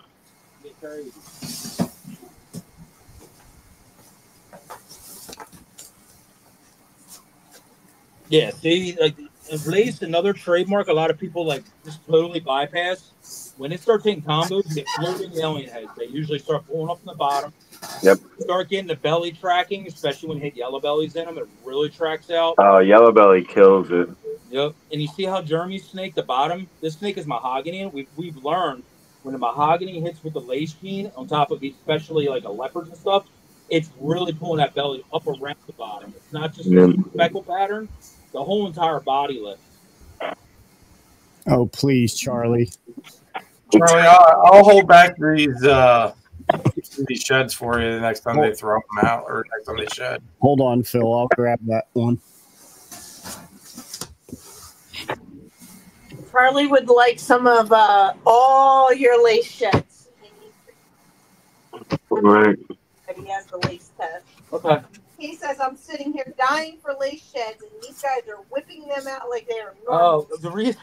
All right. We got you. I just made a clutch of all some white lace stuff. So this is special lace clown. Yeah, look at that thing. If anybody knows what special clown, like I said, they're speckly up top. When the lace hits, it's just like I said. Look at the bottom pattern. It's a dead giveaway for lace. Oh wow. It just raises the pattern up.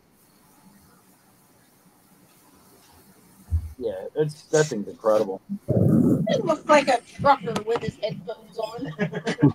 I thought he looked like a boy. Here you go, Christine. Here's your girl. He's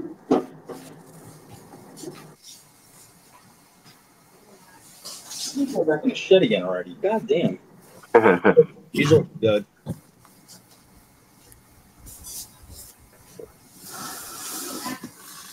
Look at that. Yeah, It's a Peter leopard lace, John. Leopard by itself, I have a really hard time identifying lacing until like yellow bellies and stuff start hitting. Because leopards are so dominant. Mm-hmm. I love it when it's in combo. Cinnamon. Frozen shred. It's a little lace yellow belly chocolate. Oh, nice. Using to show her head. Jeez. Yeah. This little spot on the back of the clown's heads, man, I'm noticing a lot when lace is hit. It does this little on the back of the head. You know, I'm not going to say what it looks like.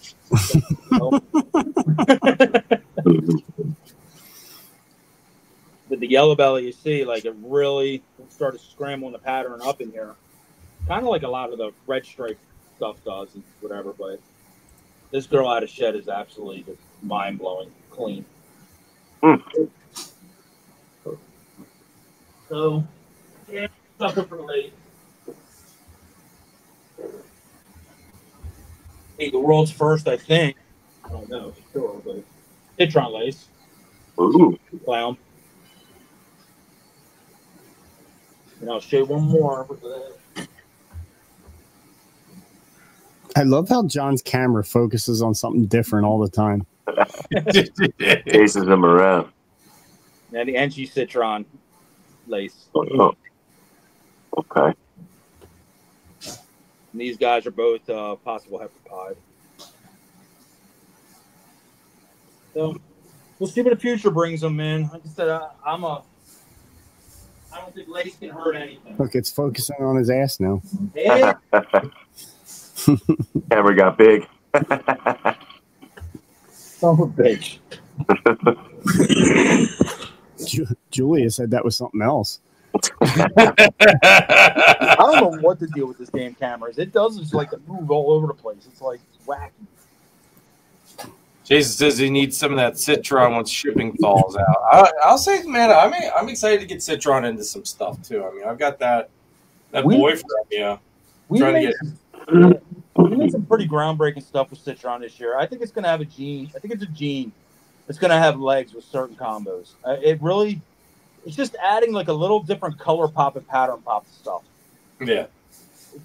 It's nothing insane like a dominant, like a black pastel or a Mojave, but it is adding pop to clown. It's adding pop to pied.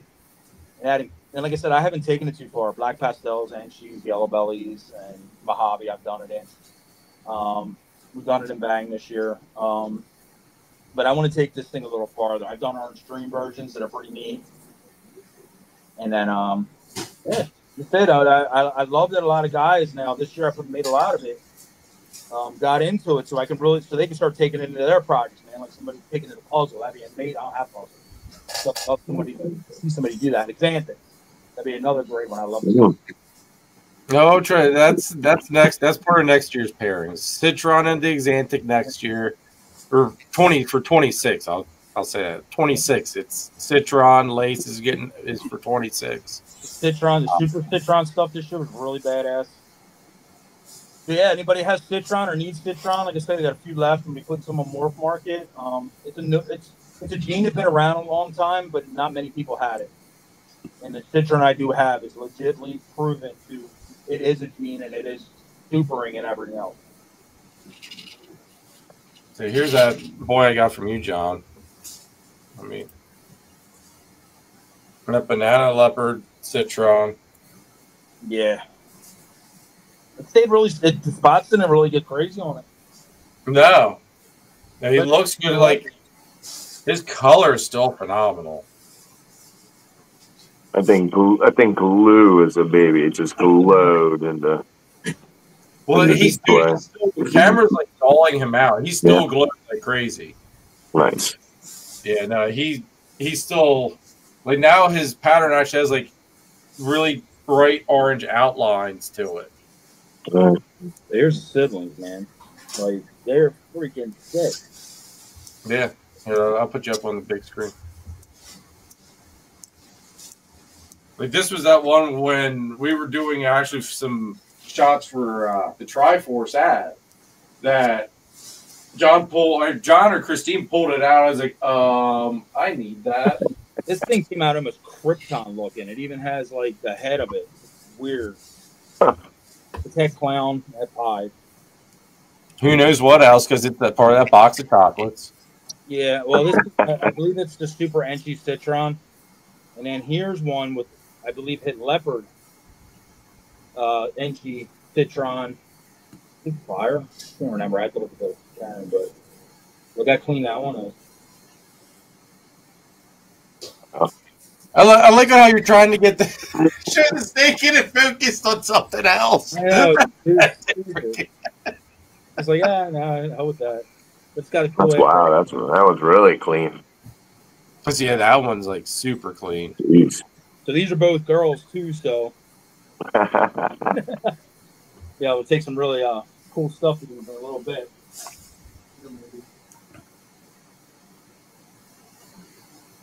Well, guys, it is 10:43. I think we call it a night. I think we still got 30 people tuning in, so that's awesome. Thank you very much, everybody. Please hit that like button if you don't mind. Forget to hit it. They fell asleep a half hour ago. Like I said, man, tune in this year for some crazy shenanigans. I say yes. 25 is going to be a. Lord knows what the hell is going to happen for 25. I think Nate might be onto something though with kind of having a general thumbnail to cover everything, unless we pull some big, huge name guest that we want to kind of hype up, maybe. But otherwise, maybe just keep it a very general thumbnail and kind of see if that doesn't draw more people in to see who we have in or on for that week. I think that's kind of a smart marketing idea, Nate. Leave it to the marketing guy to come up with that, though. I think this year maybe promote a little bit more, put it on Instagram and all that kind of stuff more. That's one thing I do need to get better at is remembering to post it more before, the day. Especially like bigger breeders and stuff. Like really try to get that counted out there. No, I agree with you. The whole channel has always been, it's been a big, every year I feel as though it improves. It gets a little bit better every year. Little tweaks here and there. So I think this is going to be a huge tweak for the live, though, having you guys as co-hosts. just making this conversation so much better. I mean, just like look at tonight. Like tonight, I mean, we went from one topic to another, veered off, went a whole nother thing with delay. Like it just flowed. Like that's the type of shit that I want this channel to kind of do, is just kind of flow. Yep. So I'm excited. I'm excited. A lot of years of experience breeding in this room right here. Well, Speak for yourself. I say it's all these three that got the experience. We're experienced at something. We'll emphasize on what. Oh, man. And Nate, just for everybody, how deep? How deep? Balls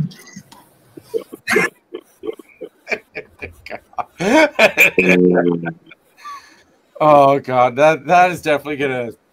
I think you guys are gonna get to be hearing that an awful lot. It's gonna be Chris's favorite. Oh. I got my own jingle.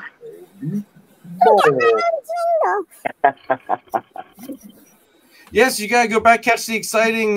Well, part of the now, I'll sum it up. Go back, watch the replay though, so that way you can see the funny ha spoof ads, because they're definitely worthwhile to go back and watch. Yeah, there's something.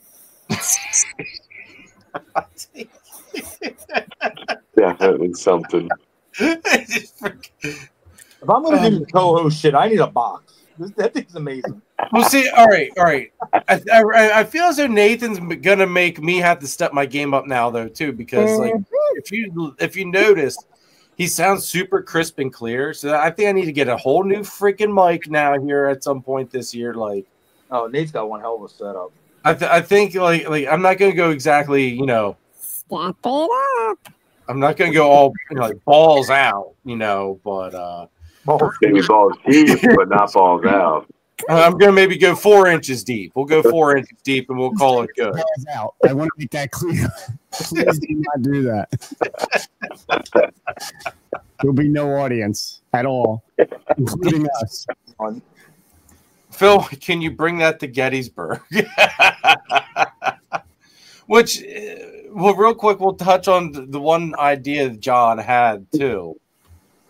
Is maybe we'll see how everything goes, but maybe taking the show kind of on the road here and there. Like Tinley or Daytona, some of that stuff. Maybe even, hey, look, there goes the woman behind the man. Sharon must have missed your Munchkin voice, though. Yes, you can't hear that. Oh, man. Sharon, you gotta watch the replay, dear. But yeah, Cusco Live. And yeah, I mean, try to go out and get to some of these other shows, do like a live thing, one way, shape, or form. We'll have to figure it out, see what we can do. But I thought it was a good idea. Yeah. I thought it was a really good idea. Even if it's something where, say, maybe not all of us can go or make it, but Chris religiously goes to Daytona, so that's something where if you want to do it, if you want to go live, Chris, we can we can do that. So it's we can do a show. That's what's that. We can do a show that night and have Chris come in with freaking live commentary. Yeah. Live action. Live action. Like I am out at the bar freaking whipping it out. Ah! Oh, hey. Maybe he'll finally give me some dirt that I can go make a good spoof ad for him. Hey, what happens in Daytona usually stays in Daytona. Until now. Oh, shit. So Chris just walks around the show and we just commentate for him. How that works. I like that. John's the whole show. John, like, yep, that's just another $5 snake.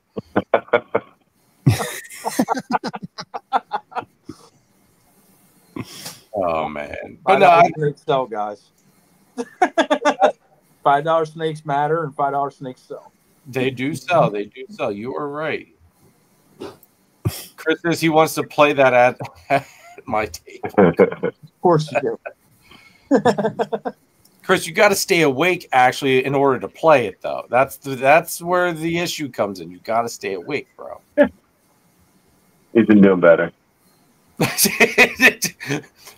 Chris, how do you know though? Because he's completely behind like Triforce's banner. You can't see him. You're supposed to get that fixed. If they played it, if Nate gives him that reel to play all day at his show, I'm standing behind his table all day with a camera. We're just going live. I want to see every soccer mom's reaction when freaking How Deep Balls Deep plays at his freaking table all day.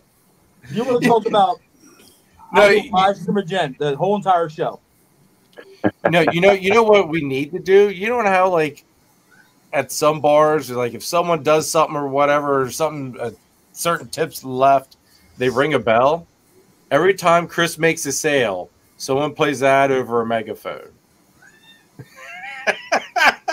Oh, dude. And literally,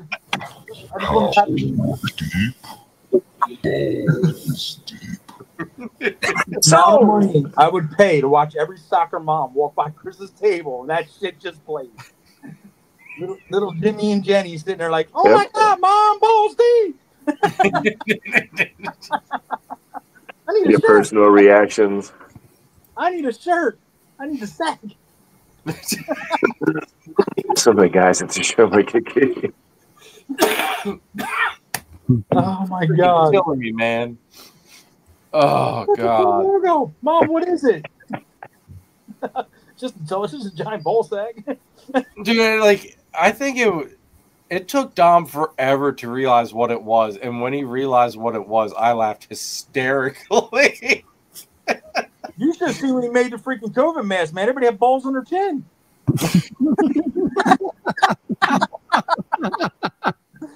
Chin nuts. It took me a good 3 months to stop laughing from that. Well, remember when the stickers, the patches came out. Yeah. And that guy neutered his patch, and he was all offended by it. And then I neutered his sticker and put it on my trash. First takes itself. Oh God!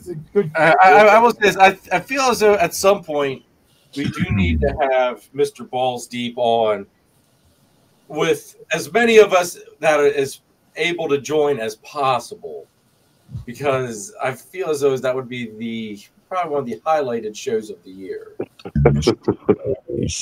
I will give it. He's one of the funniest motherfuckers. He's one of the funniest podcasts. You need a meme, boy, he'll snap that shit together in 3.2 seconds. Like, yes.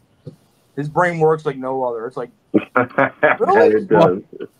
When you have everything saved on a like per person in a file, it does speed up the process a little bit here, John. Yeah, he'll pull out pictures of you 20 years older. We're never even on the internet. Where'd that come from? Have it on file. Yep.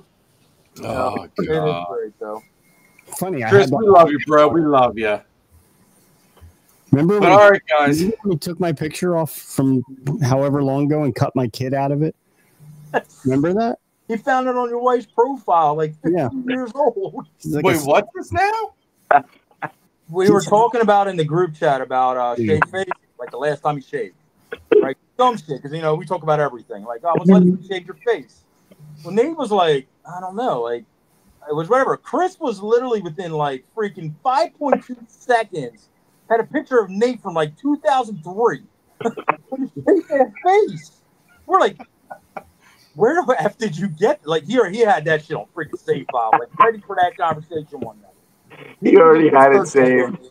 He had that bitch shaved for, like, that day. And we're just like, hold on, man. Yeah, Nate's like, it's definitely weird. He's like, where the F did you get that? He's like, where'd you get that picture? It's like, it was on my wife's profile from, like, back when my daughter was, like, 3. Mind you, how old's Taylor now? 16 or whatever, 15? Like, 14. So 11 years ago. That's good stuff. It was So amazing. Chris's other job, he's a PI, is what you're saying. He was ready for the shave Nate, whatever, face Nate freaking picture. He had that shit on lock. I put a picture of me up in the group a long time ago. Back in the day, I was like sitting in my car. Somebody just told my cars and shit. Mother, that was on a meme one day. I was like, holy shit. Where did he get that picture? I'm like, oh crap, man. I posted that back in the group in 2020 or whatever. Nothing is safe. Nothing's safe, bro. The picture's out there. Chris got it, and he's going to use it on you one day. That goes for That is, I will say that is the one thing I try to make sure I do not give that man any ammunition, because I'm sure he will find it by himself no problem. So I do not try to give him extra ammo or extra shots. Good for that. Luck with that. But, all right, guys, let's call it a night. Everybody hit that like button, hit that subscribe button, hit that notification bell. This week's episode, if I can rope Dom into filming for me, will be showing off all the carpets I held back this year. And you guys can see how bad of an addiction that I actually have. Imagine that, carpets. Yeah, imagine that, carpet. Well, you know, John, people do come to this channel solely for carpet content. I'm making ball pythons great again for 2025, just so you That's know. it. Good luck with that. You brought me to the show. Making ball pythons great again. Well, one, John, all your ball pythons are great. Don't you let anybody tell you any different.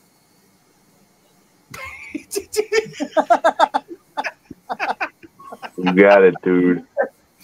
Be a meme. Next week, folks, I do not have anybody, so it's basically going to be, next week's the 29th, so yeah, I don't have anybody scheduled just because of the holiday weekend and stuff. So it's going to be an open panel. So, you know, maybe we'll get, if these guys are free and available and in the state and not out partying, we'll get them back on here and we'll give you guys a little bit more of a dose. Maybe we'll actually have some actual topics that we'll cover instead of kind of going squirrel all over the place like we did tonight. But I do greatly appreciate all the love and support, everybody. Greatly appreciate all you guys as well.